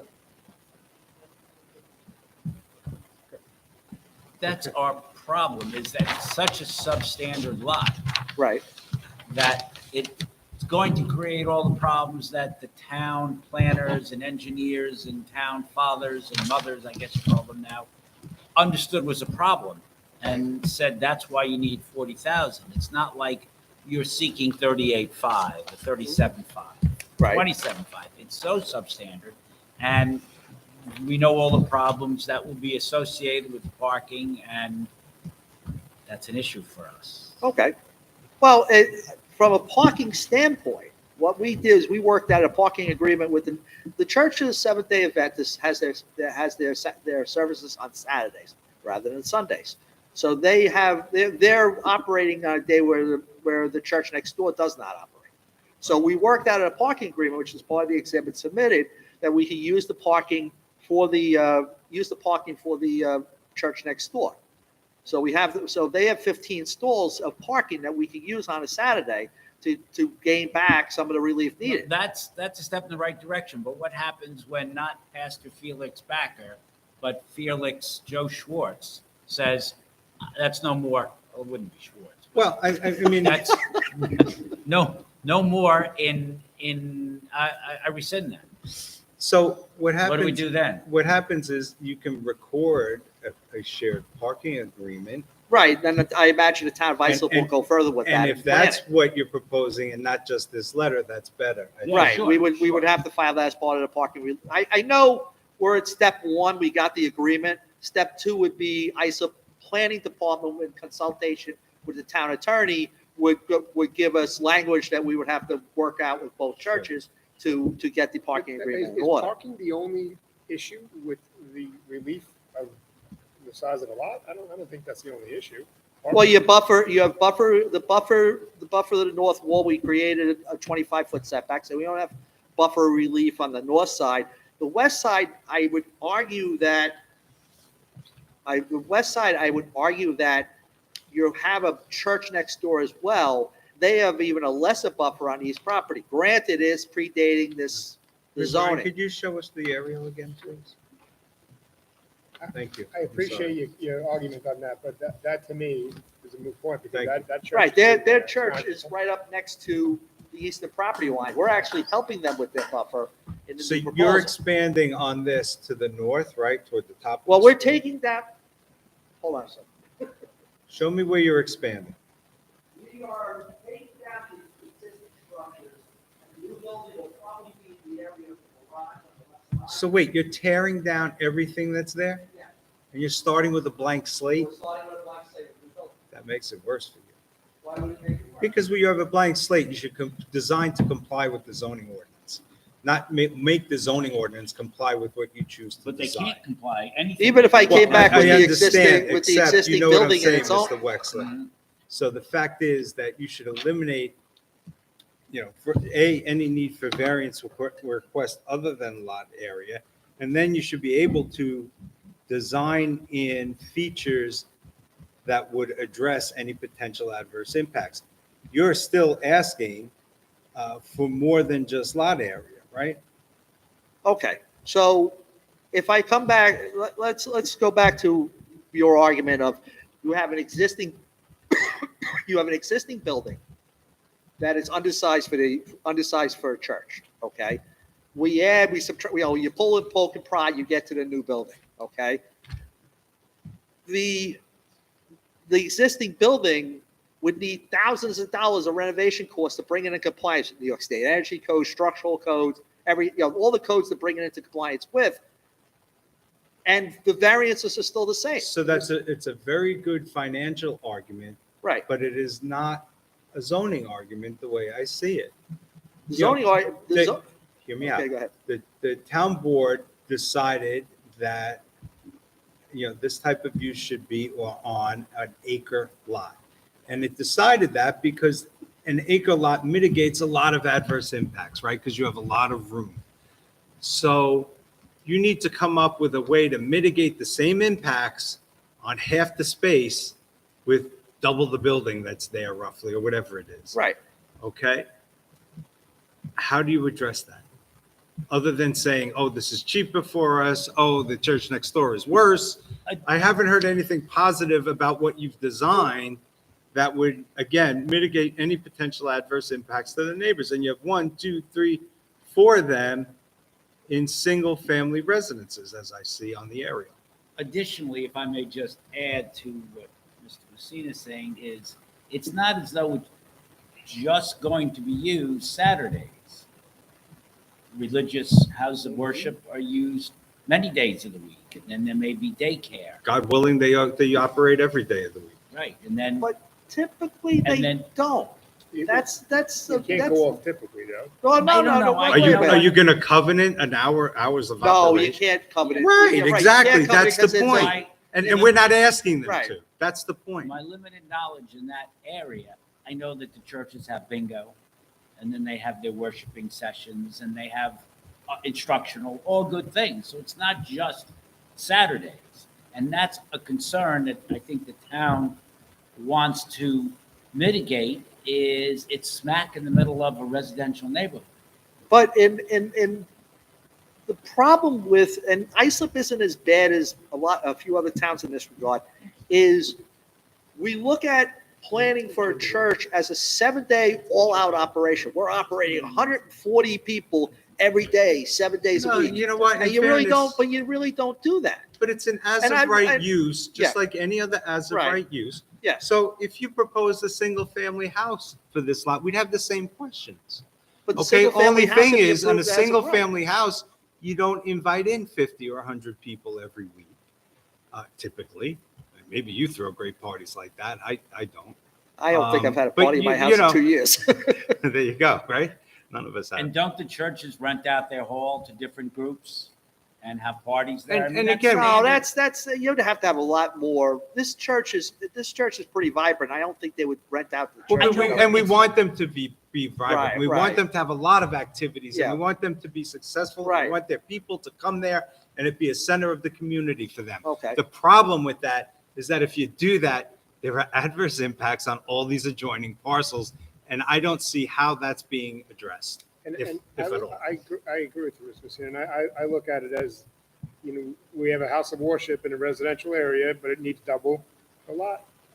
But it's you also you have other current situations. You have a church next door. Can I finish? Okay, sure. Please. The church next door, we got to stop talking about that. 'Cause Okay. that has been there forever, not Right. conforming, has nothing to do with our application here, in my opinion. Uh-huh. So we're in a residential neighborhood. We have a house of worship that needs double the lot size, as we all know. And I don't, whether it's going to have parties or whatever it may be, I think to me, that's a moot point. I think that we need to, how can we approve this with almost a 50% relaxation? That's how I look at it. I don't think we have to go into the worship or. But I agree with the point, you have, I look at it as you're not changing you have other churches in the area, granted, they predate zoning, they didn't come here for zoning variances, I'm not sure 100% of the zoning on the one parcel on the north, the Church of the Nazarene, which is on the northwest side. I don't have the zoning on available on those. The question then becomes you keep the existing building, you build around that is going to be, we submitted a proposal to build around the existing building. Planning couldn't support it. And what we did was we take down the existing building because the church functions. So they've had a functioning church there, but the church, they want to get everything in order. And the only way they can do it is by less, if I propose, the first proposal we put forth, which was a larger existing building and with a proposed addition, had two parking lots, one on the north side, one on the south side. It didn't have buffers. It had very small landscaped areas. We came back, planning was not happy with the application. We came back, we said, okay, we're going to take down the existing building. We're going to put the building in the northwest corner of the building, away from the street. We're going to create a parking to the best that we can do under the restrictions of the buffer. Okay? We are not going for a buffer relaxation on the north property line at all. We have buffer relaxations on the west property line, but they're not highly impactful because you have a neighboring building that is also a church also a larger density than you would have on a residence. So that Did you already say that this church is functioning in this site? Yes. Right? They're How long has functioning. it been Yes. functioning? Yeah. Huh? How long? How long? 50 years. 50 or 15, 1-5. So tell me something. So tell me two things. Maybe three, I'm sorry. First of all, what would be, in accordance with state code, what is the maximum occupancy of the new proposed structure? Do you know? Yeah, I do. All right, that would be helpful. I might not have the number readily available. Your parking chart indicates that you have 130 seats in the sanctuary. Yeah, 130 seats in the sanctuary, And that you'll 30, have and then 30 for Sunday students in the school. Sunday school. All right, so let's say you have 160 people, right? You need parking for 160 people, and you would need to mitigate the potential adverse impacts of a gathering of 160 people. So tell me how much parking you provided on site. Tell me what design features you've designed into your proposal that would mitigate the impacts of having 160 people on the site at any given time. You have parking for, one second. You have parking for 24 cars. And what is required? And required is 41. Required is 41. Right. You have a. So that's a blocking agreement. 41% relaxation on parking. Okay, and then we're asking, we've gotten a parking agreement to get 15 additional stalls. Understood. Okay, so really the ask is 2. Okay, the relief it's sought is it's a 2-stall parking relief on a road that's overly wide. That's a Okay, now commercial turn road. to the next thing I asked you to Okay. turn to. What features have you designed into the proposal that would mitigate the adverse impacts of 160 people being on the site at any given time on a lot that's half the size it needs to be? You have, I'm not sure if I get it, so I'm trying to work my way. Okay, through so it. why don't we, if you want, we can identify the adverse impacts of having 160 people gathered together, right? Right, you're from a sanitary standpoint, you're looking at something that's still under 300 gallons per day. That's health department. That's health not department, us. but I bring it up as part of the overall Understood. impacts. Right. You create a parking plan. There's no parking there that exists. There's not a parking plan there that exists there now. So you create a formalized parking solution with traffic aspects traffic that can now flow onto 7th Street and flow into Third Avenue that allows for people to get in and out of the site easier than they can at any given But time. it shouldn't be used as that now. I'm sorry? It should not be used as that now, correct? The CO says a house. Yeah, see, that's why we're trying to get this straightened out. I But know, they've been but they- operating illegally. Yeah, Okay, right. We're so- trying to get this straightened out. So you have noise, you have refuse. Noise you is have- mitigated. Noise is mitigated by your sound transmission coefficient. A 6-inch insulated wall is somewhere around STC 55, which takes the normal voice volume of what I'm talking to you at from an 80, which is probably what you would measure right now, me talking to you about 80 decibels down to 25 decibels. That's barely audible. Okay, except that there's amplification involved, is there not?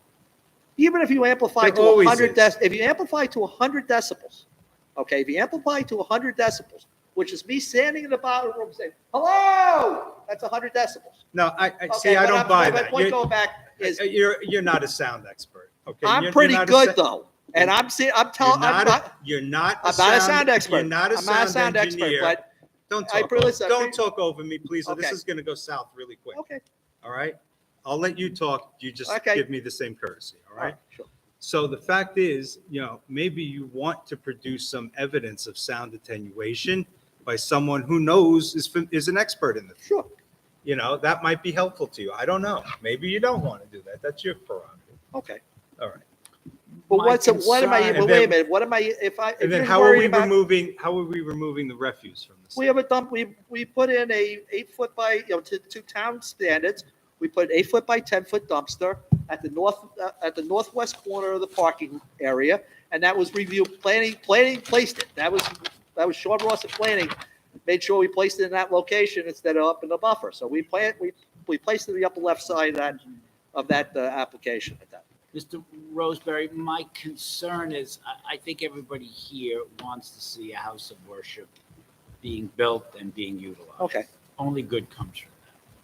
My concern is we are, and this is not like it's a single-family house. No, as I Mr. understand that. Messina had said.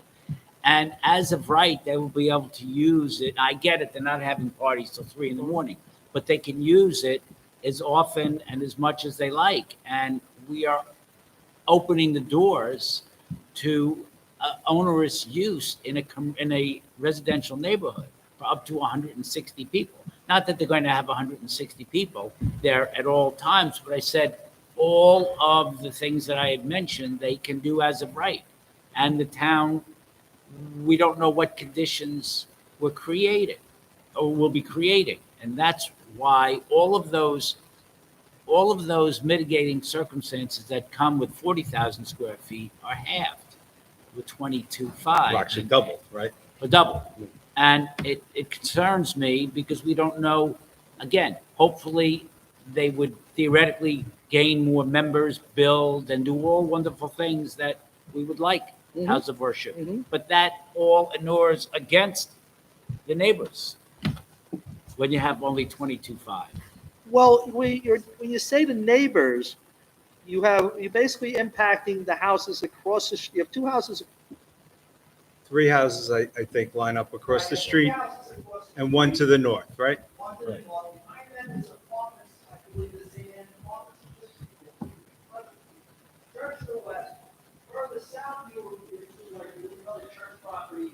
It escapes me right, the recollection of who it is escapes me at the moment. Can we move the area, please, Ms. Ryan?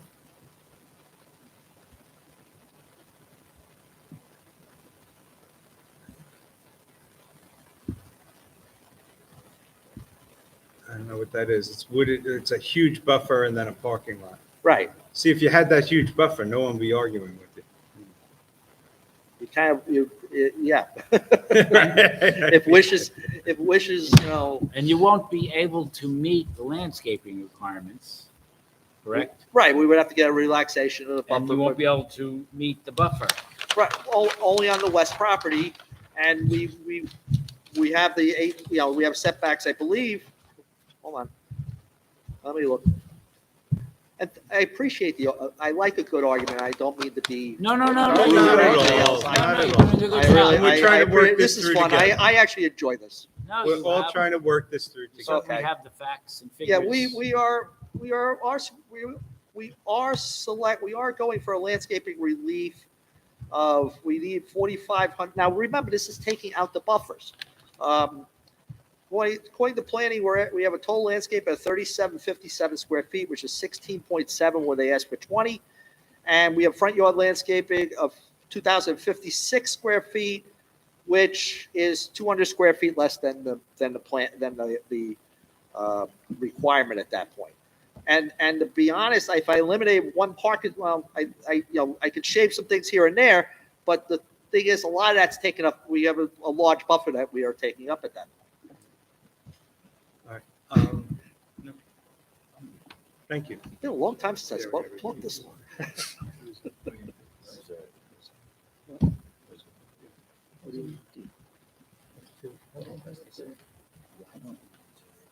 Yeah. Does anyone wish to be heard in this application? I have both. I've the pastor of the church here and other representatives. Well, I think I know what he's going to say. Well, if they wish to, the pastor wishes to speak, certainly. But you don't have to, sir. So No, but You you don't can have if you to. want to. no. Thank you. Let me ask one question. Has there ever been a neighbor's complaint, neighbors complaining about noise, neighbors complaining about the upkeep, anything from the neighbors? There's never been anything. There's never- We're not arguing that. We have to look at it, as you know. We have to uphold the code. And some other congregation may buy this when you outgrow it and move to a bigger facility, God willing. And then we're going to have to deal with those folks who may not be as good as corporate citizen as your folks, so to speak. So anyway, Does anyone else wish to be heard in this application? Does the board have any further questions? I make a motion to reserve decision. second. All in favor? All right. If you want some time, Mr.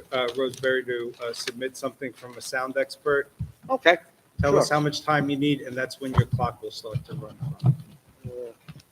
You want a couple of weeks, a month? Yeah, I need a couple weeks to get that sound information. I'll have to- Even you're a registered architect, and Yes. you have the ability to draw those calculations. Well, not really. He wants a little bit more detail than I gave you the sound transmission coefficient of a 6-inch wall, and what happens when that sound transmission coefficient goes from 1 decibel point. That's why he shouted to another, just to give you an example of voice. You can submit a writing on that if you want, or with of your own, or if you want to get an expert, we'll give you Okay. the option.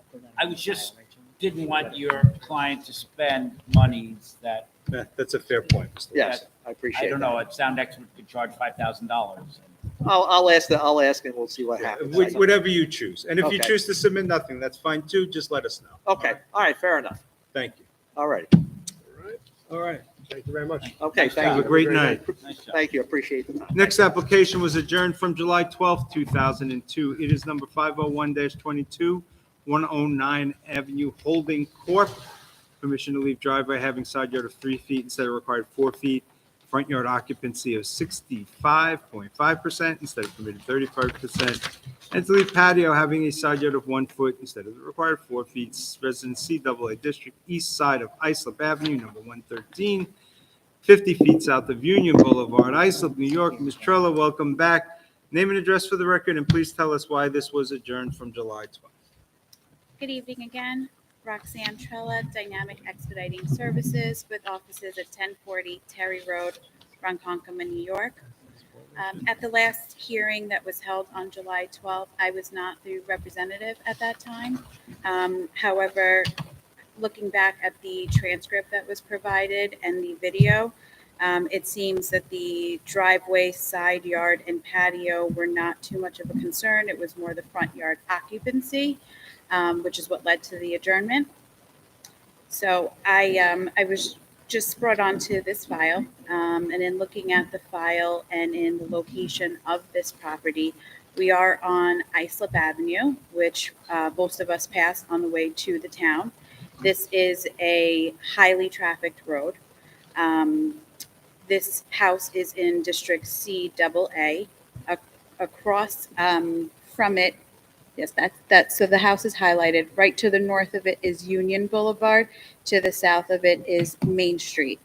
So from this point north, it's mostly industrial zone, business 1, business 3, and GST. Most of those occupancies all have very large parking lots. We also have the Islip Railroad Station here. The house across the street, as you can see from the aerial, has a very large driveway.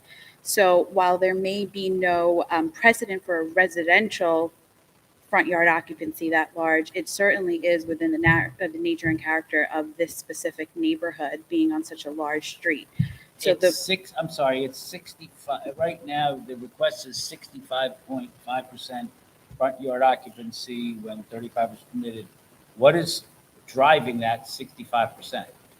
So I do have from 1994, where the existing driveway was approved and it was at 50%.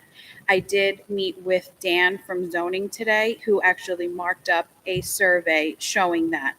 And from what I can see on the original survey and the survey today, it's a small extension in front of the house. Can I just interrupt you? Yes. This is one of those applications that's easily correctable. It's not like you have to take down a house or move a house. You just have to plant some grass. Am I wrong? No, you're not wrong. I So- think it's just a little bit more unique than that because we are, like I said, on a very highly trafficked area here. And while the board typically does grant up to 40%, there have been instances where higher percentages We have been just had granted. one tonight. You where just we had one gave- tonight What at did we get, 50%? 52%. And Mr. Chairman, Um, you just stated that Dan said there was 50%. Yes, and I have So the surveys Why don't marked we for give you you. 50% and call it an evening? I'm okay with that. But let me ask you a question. Though. That was too easy. Maybe, I meant 40%. I think, someone on the board's got to tell me that I'm wrong, but I think there was more to this application. I know that, you're definitely wrong. Than just the front yard occupancy. So let's hear from the neighbors. There was, there were, I have somebody's notes. I tried to read that, but I don't understand what you wrote. It's not my handwriting. Yes, it is. No, it's not, no. Maybe Chris? That's Chris. Maybe it's Chris. All right, well, let's see what the neighbors have to say. I think that should be enlightening.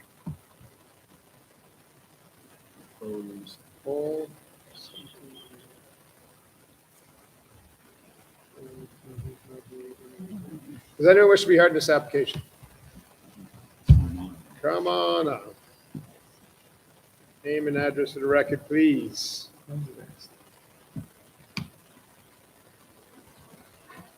Hello. How are you?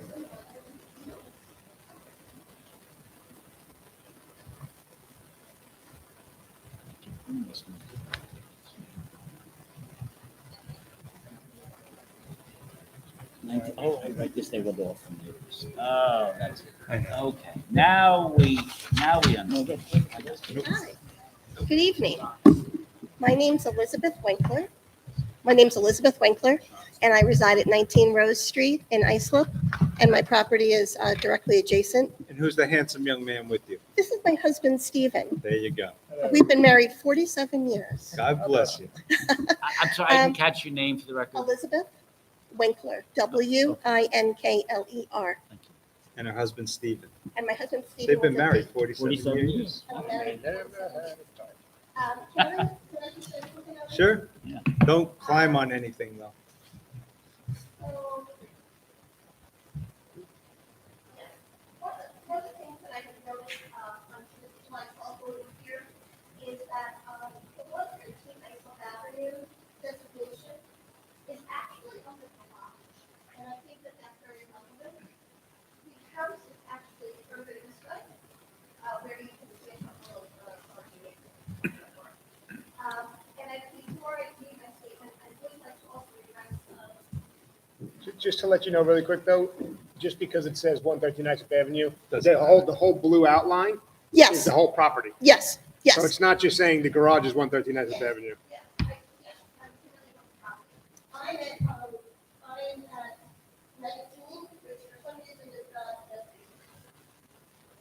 Yeah, right there. There's one right there, the property is right behind me. Sure, The property actually runs away about the street. sure. Regarding the statement that this is a industrial, I believe, industrial zone area? North, she said north of. North, okay. So north is much further north. If you, directly across the street from this property are two very lovely homes. To the north of this property is another lovely home. Yes, Islip Avenue is a busy road, no two ways about it. But this, I wouldn't call this an industrial zoned area. So I've owned my home for 45 years, and as such, I'm fully versed with the history on this property. I'd like to take exception with a couple of statements that were made on July 12th by Mr. Pringle of Integrity Expediting. While this is back in 1981, this house was rezoned to a two-family owner-occupied property with a detached garage that is not to be used as habitable space.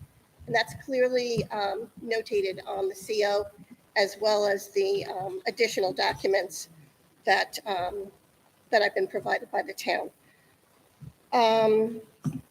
The driveway did not exist in a similar way in 2018 when this property was purchased.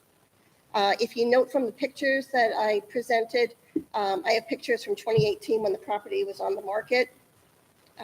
We actually were considering purchasing the property at that time for a family member, and those are historical pictures. You can see that the driveway did not exist at that time. I did also submit a couple of pictures of what it looks like now. The installation of the current driveway in 2020 accommodates the multitude of cars and commercial vehicles that are parked on the property for lengths of time. The driveway extends beyond the house, past the rear of the garage, which allows parking and convenient access to the illegally occupied garage, which is directly behind my home. I'm concerned that over time, more vehicles associated with the corporation's business will be parked on the property. I'm sorry, why do you say corporation's business?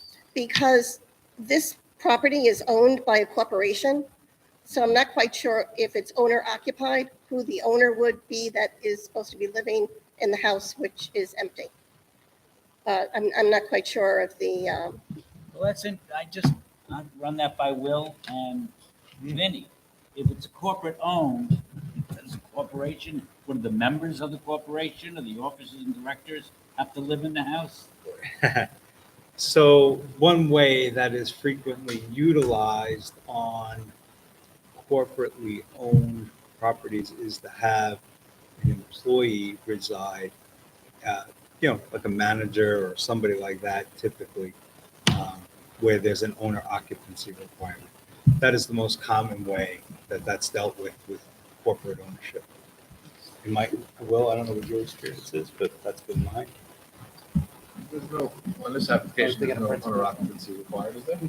That's principle. Changes on the request. That's what testimony is. We don't have the covenants from the change of zone. Did you say it was from 1981? Yes, it's from 1981. Actually, we were living in our house at that time, so we're fully aware, and We'll take a look at that. Thank you. You know what, let me ask a question to really the board, for the applicants and for the objectants. Here, they're asking for leave the driveway of 3 feet instead of 4, 3 instead of 4. We grant those 1,000 times a year, that's nothing. Sure. We also leave a patio 1 foot instead of 4. We grant those all the time. So really, if they reduce their front yard occupancy to, let's say, I'm picking a number, 40%, which we normally grant, does that change your opinion? I think what changes my opinion is that. I mean, what I'm saying is the first two are almost a non-ask. They're routinely granted. And all we could do basically is require them to put grass where there's no grass. We can't make them move. We can't make them change the configuration. We don't have the authority to say you can't rent to illegal. That's illegal renters. That's a different department. Really, all they're asking for is relief on the front yard occupants. So that leads me to piggyback on Mr. Wexler's statement, and that is, what is it you're looking for the board to do? And what is your exact concern that would lead you to make that request? My concern is that over the 4-year period that the 109 Avenue Holding Corporation, 109 Avenue Holding Corporation has lived in this property, that they have violated multiple town codes. They continue to live in a garage, which is not habitable. My neighbors and I have I have 4 years worth of conversations that I've had from Ellen Kluffel to Robin Bonson to Jason Mistretta to Angie Carpenter to several council people, and no one has seemed to give us any relief as far as the misuse of this property.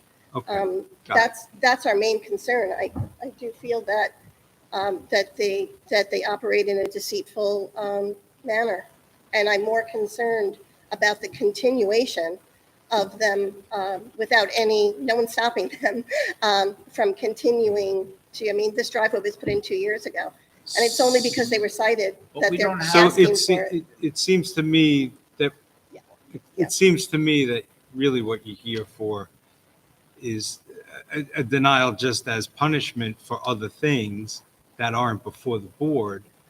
I wouldn't say Not so punishment. much, well, how does the front yard occupancy affect you where you are? I just don't see it. And I'm not saying your concerns aren't 1,000% legitimate, and we want to help you, Yeah. but front yard occupancy really doesn't have any impact from what I can see on where you pointed out you Right. live. Well, if you, Go ahead, step up. It really doesn't. Okay. But what we're trying to point out is they do what they want, when they want, and then they turn around and say, oh, can we get a variance? So they ask Can for we do this?" forgiveness rather than permission. Well, yeah, and, Okay. and there again, and we're fully aware that, people living in the garage illegally is not something you handle. But there's a swimming pool up there, there's a shed built. What there's- you're saying is they're bad neighbors, in your estimation. Well, Oh, hang on. It's continual. Wait. It's continual. I'm saying they're bad neighbors. Okay? That's And our your opinion. And you're allowed to have that vantage point and viewpoint. So being that they're bad neighbors, the only thing we can make bad neighbors do is really front yard occupancy. We understand that, but our point tonight being that there again, they do what they want, when they want, and then when it's pointed out or brought up, well, okay, we'll let you do that. Okay. also, I'm sorry, pushing him out of the way. It's a prerogative of a 47-year marriage. I'll let my wife do that in 15 years, I promise. When you do, I'm still in regards to when you talk about the aesthetics of the neighborhood or the character of the neighborhood. So whether this property sits on Islip Avenue or not, but and I'm sure all of you probably pass by at one time or another in your travels, going to work, or if you live in the neighborhood, there is a trailer, there's an RV, there's a dump truck, there is a cement mixer, there is They're bad neighbors. in the front yard, they're in bad this neighbors. 65%. Okay, so then your argument then would be that without the front yard relaxation, occupancy relaxation, they wouldn't be able to carry on those things because they wouldn't have the cement pad that necessary for the trucks maybe, or something like that, right? They would just park them in the backyard, which is where they normally park them. Okay, but it would eliminate the problem in the front yard. Yes. Like you said before, them parking in the front yard really is not the problem to us. Okay. And with the extension of the driveway, which was part of what we were going over last time we were here, Yeah. they did extend it, Yeah.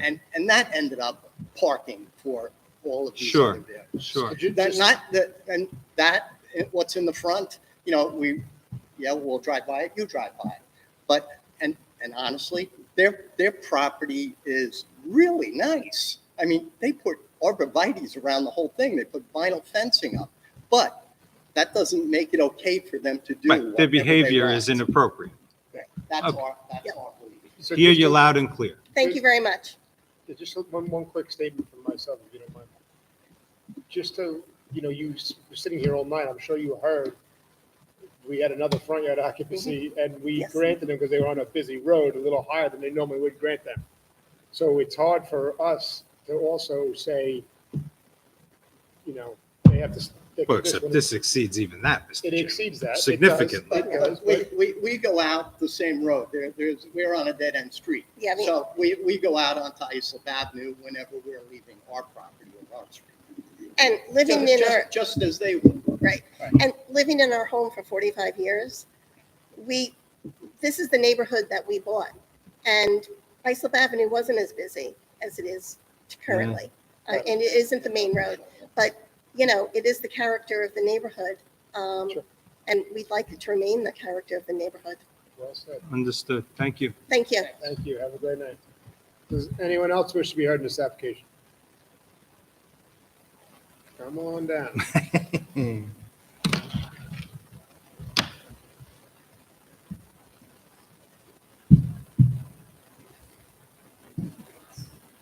Jay's getting a workout. I know. Yeah.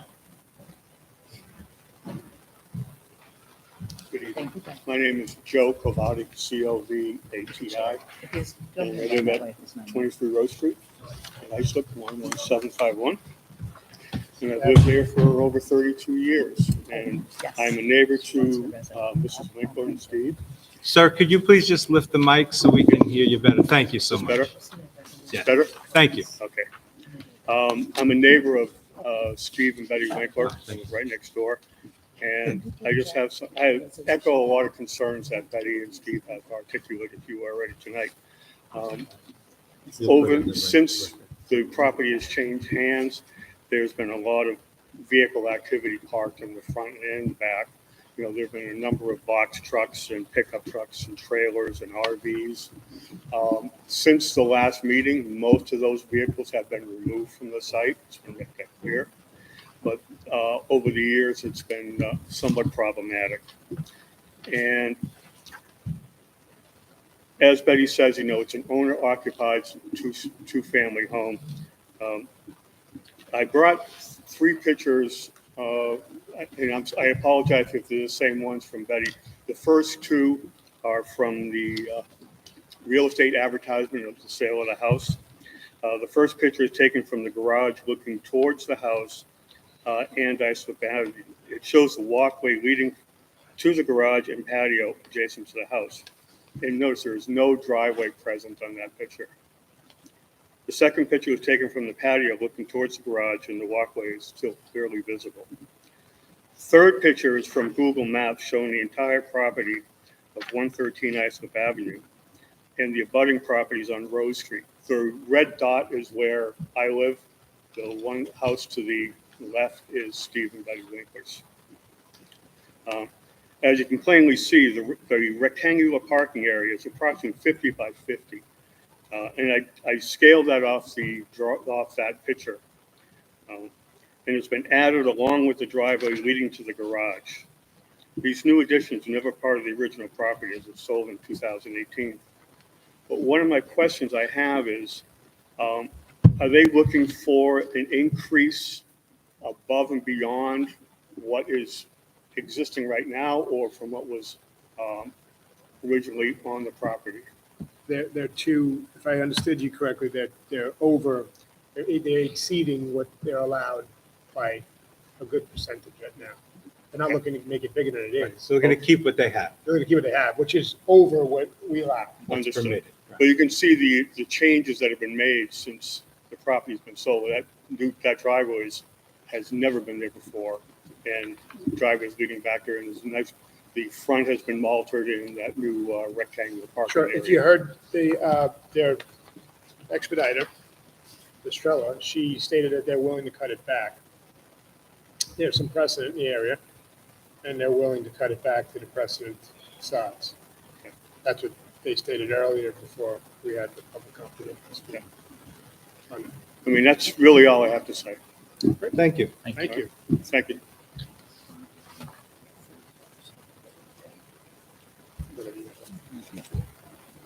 Does anyone wish to be heard in this application? Kenny. Yeah. Okay.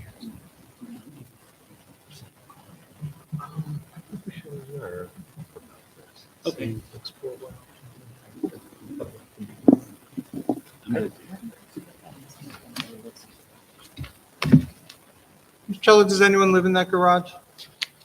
I do not know if anyone lives in that garage. Can you present some evidence or give us an answer from your client either way? I can. I do know that code enforcement has been called numerous times to the property, Right. especially as of recent, and they have been allowed inspections and they have not been issued a summons for habitable space there. Okay. There is a CO for that detached garage. Yeah, we're not arguing that. No, I'm saying it's CO'd as finished space and it's Right. CO'd to allow a bathroom there. So if Sure. people are, You can't live in it, but you can use it. they are using Right. it. I And that's But understand. neighbors normally wouldn't call and complain that somebody's living in a garage if nobody was living there. It's just not a. Or unless norm. they were making noise or just doing something wrong. It's like, right? I may not like my neighbors, actually I do, but I wouldn't say, oh, they have somebody living in their garage, unless there was something. Unfortunately, it seems that there are numerous complaints that are unfounded. There were When you complaints say called in, unfounded, as in inspectors have come to the property and and you, said, and, wait a while, you said there have been numerous complaints and they're unfounded. correct. Do you have those documents? I Of the, did- wait. ahead. Do you have those documents to support what you said? Something that supports they were unfounded claims. Not, I heard from my client, or I heard from a third person. So you make a statement, we assume you have the documents to back it up. What are you basing that unfounded statement on? Because I was just retained on Friday. No, I but you did- made the statement. Doesn't No, matter if you. no, I just- Wait, Roxanne, you made a statement. I know, but it doesn't help say I was retained on Friday. You made the statement. What are you basing that statement on? Like I said, because I was just retained on Friday, I knew there were numerous neighbor complaints. I watched the hearing, I had the transcript. My next step is always to call But an you said- investigator. But Roxanne, no, you said they were unfounded. I'm trying to get to, I'm So trying do you to have get a there. document? Let's start with this. asking Do you the have a same question. document or don't you have a What is document? it that you're basing it on? Tell me the document or the source of your knowledge. I Don't tell me spoke to was- the town attorney, Brenda Firschman. I spoke to the code enforcement investigator, Robert Pimentel, and I spoke to the building inspector, Louis Castronova. And they told you that those complaints, the majority were unfounded? Yes. Okay. Okay. That's all I wanted to So know. would you then consent to us incorporating the code, whatever code enforcement file there may be into the record here? Absolutely. Okay. Okay. Secondly, you've heard what the neighbors have to say. And, your clients did go out and do things without permits, without benefit of permit. So very clearly, the neighbors aren't wrong in that respect, at least, certainly. What are you willing to do to mitigate impacts on those neighbors? What is your client willing to do? Not you, of course. If anything. I did meet with zoning today, as I stated earlier, wherein he gave me, I received this from the town of Islip via FOIL, an approved survey from 1994 and updated again in 2002 when the interior alterations were CO'd for that detached garage, wherein the driveway existed at 50% front yard occupancy because it was prior to the code enactment in 2006. So I spoke to Dan and I said, if I revert it to that driveway, do you think that would be sufficient to appease the board? And he said, I'm going to give you a copy of that survey and I'm going to mark out a current survey so that they could see the small addition that was made. So that if that's what your client chooses to do and you choose not to approve the 60 or so percent that's being requested and reduce it down to the 50% that existed All right, but since that's a 1994. little disappointing because what I had hoped you would say is that, of course, my client wants to be a good neighbor to his neighbors. Of course, my client wants to ameliorate any concerns. Not that, well, will this appease the board? So, I mean, if that's, if we want to take a legalistic approach, I guess you have every right to do so, and so do we. And that's how we'll deal with it. That's fine. I think that we came prepared, and I said it in my opening statement, that we would reduce it down to the No, you 50% did. that And existed. I thank you for that. But that's not the real problem here. And you've been doing this long enough. You know it as well as I do. I've done it from your side too. Look, there's been absolutely no outreach, it appears to me, on behalf of your client to these concerned neighbors who are longtime residents of the community. He doesn't have to do it. It's not a requirement, but it's very foolhardy not to, in my own opinion. Again, you want to proceed just on with that approach, that's absolutely you're right, and we'll do the same, and we'll deal with this then. Thank you. So can I just add something to this? Please, go ahead. First, as far as the two-family goes with the covenant for owner occupied, my client has actually submitted plans and permits, and those permits are issued and active today to actually revert the home back to a one-family, which she intends to reside in. Right now, the home is completely vacant and gutting. The plans have been approved. The permit has been issued. The pool that was brought up, also, that permit had expired. I already renewed that permit to make sure it has an active permit on file for her. We did speak to other surrounding neighbors. I did submit to Deidre 6 letters of support from Did you other ever speak to other these neighbors. people? She did try to reach out to the Winklers. I do not know personally because I was not there. Okay. However, what I have been told from my clients is that when she initially purchased the property, she did rent out the premises. She was not the person that was living there. That tenant that was there is apparently the person that had the issue with the Winklers. That person was removed, and as far as from what I was told, she went over personally to apologize for the incident. From what the neighbors said, it doesn't sound like it was a one-shot deal where there was a bad tenant, the bad tenant was there for 27 minutes, and then it was rectified. It seems to me that it was a continuum of issues and problems over a number of years. Am I correct? Well, I see the head nods. So it wasn't like it was a one-shot bad. That can happen to anybody, and I'll take care of it immediately. That does not sound like the case. I think that's why all the tenants have been removed, and she's going to live on the property personally. She's reverting from a two-family to a one-family. That's kind of foxhole She's- religion, isn't it? She's, When she needs something from us. Still religion. Yeah, right, it's still religion. When you need I something, think she's you showing. clean- That's I think that's a she's. little I late. mean, to give up a two-family zone in the town of Islip to me is big, knowing how hard it is to get something like that, a legal two-family on a CO, and Your she's point's taken. Your she's point's willing taken. to revert it to a one-family. She just wants to live there with her daughter. So maybe though, Um, let me just pass along the suggestion that, maybe it's a good time to revisit good neighborly relations and extend another olive branch or hand of friendship. Take it or leave it. Do whatever you want with that. It's worth what you paid for it. All right. Does anyone else wish to be heard in this application?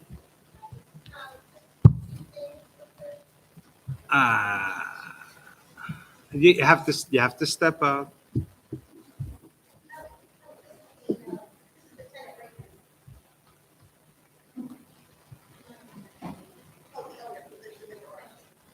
All right, stop that, ma'am. Come on, you've been doing very nicely till now. Please don't do The that. CO. She just commented that. Talk there was to a- us. That there was a CO for the garage. Yeah. There is a CO for the garage. There's a CO for the garage for not habitable space. Yes, but her statement was that it's finished. It's CO that's finished with plumbing fixture in it Yes, and bathroom, non-habitable. She stated that. correct. Also, if they were to submit a request for a permit to change the house, would I be notified of that? No. Okay. And lastly, I don't know who Deidre is, but no one has tried to contact me regarding You're just this. right here. Deidre's in planning. You tried to contact me? She would know. Oh, I thought it was stated that she tried to reach out to me. No. No, I She said think- maybe the applicant, she was saying maybe the applicant tried to reach out to you. Thank you, Gail. Thank you. Thank you, Ms. Trevor. I'd like to make a motion to reserve decision. Second. All in favor? Aye. We got 62 days, Roxanne, as you know. We'll do the best we can. You have a wonderful evening. Thank you.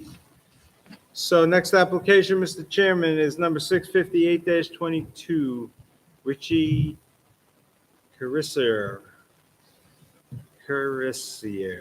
and Nydia Carrissier Momburn. Permission to erect a one-story addition, leaving a rear yard of 19.3 feet instead of required 25 feet, to establish accessory apartment by converting portion of basement, leaving floor area ratio of 43.19% instead of permitted 25%, and leave patio, having a side yard of 0.67 feet instead of the required 4 feet, Residence B District, west side of Franklin Avenue, number 774, 290 feet south of 13th Street, Bohemia. Ma'am, your name and address for the record, please, and I apologize to your client for butchering your name. No worries. My name is Catherine Serrano, Rooted Architecture Studio. I'm the architect for the application, and it's Serrano, and it's 10 Campbell Street, Glen Cove, New York, 11542. How are you tonight? I'm doing well. It's a long night, but I'm glad we're the last one, so you guys also can go home to your families. Just to kind of make this quick, the main application started with my client purchasing the home this year, and he wanted to add an accessory apartment, a studio in the basement. We're here to ask for relief for going to 43% instead of the 25% permitted, because we are only going over 23 square feet, like adding, but because we're accounting for the basement, it has gone over so much. How many square feet are you adding? Only 23. 23. So currently, the 550 But you're square. only adding that on the Yes, footprint. exterior, yeah, But- in the but back. That basement's getting finished now, so that's adding. That's also Square. adding the surplusing it much further. So the house is a CO where the previous owner turned the attached garage to a living space, which had Legally or illegally? legally it has Legally. a CO. Oh, It has okay. CO, and it also has a detached garage now. And currently the site has two driveways. So it has in itself, it wouldn't affect the street. The parking would all be within the property, and it's a studio apartment. We're trying to park a little bit over half the basement, so it wouldn't be a surplus to many people. It would be for one college student or a single person. So let me ask you this question. Do you have any precedent for an FAR in this area at, what is it at? You're looking at 43.19% or anything close to it? I do not. I don't think, let me ask Deirdre from planning, Yeah. any precedent in the area for,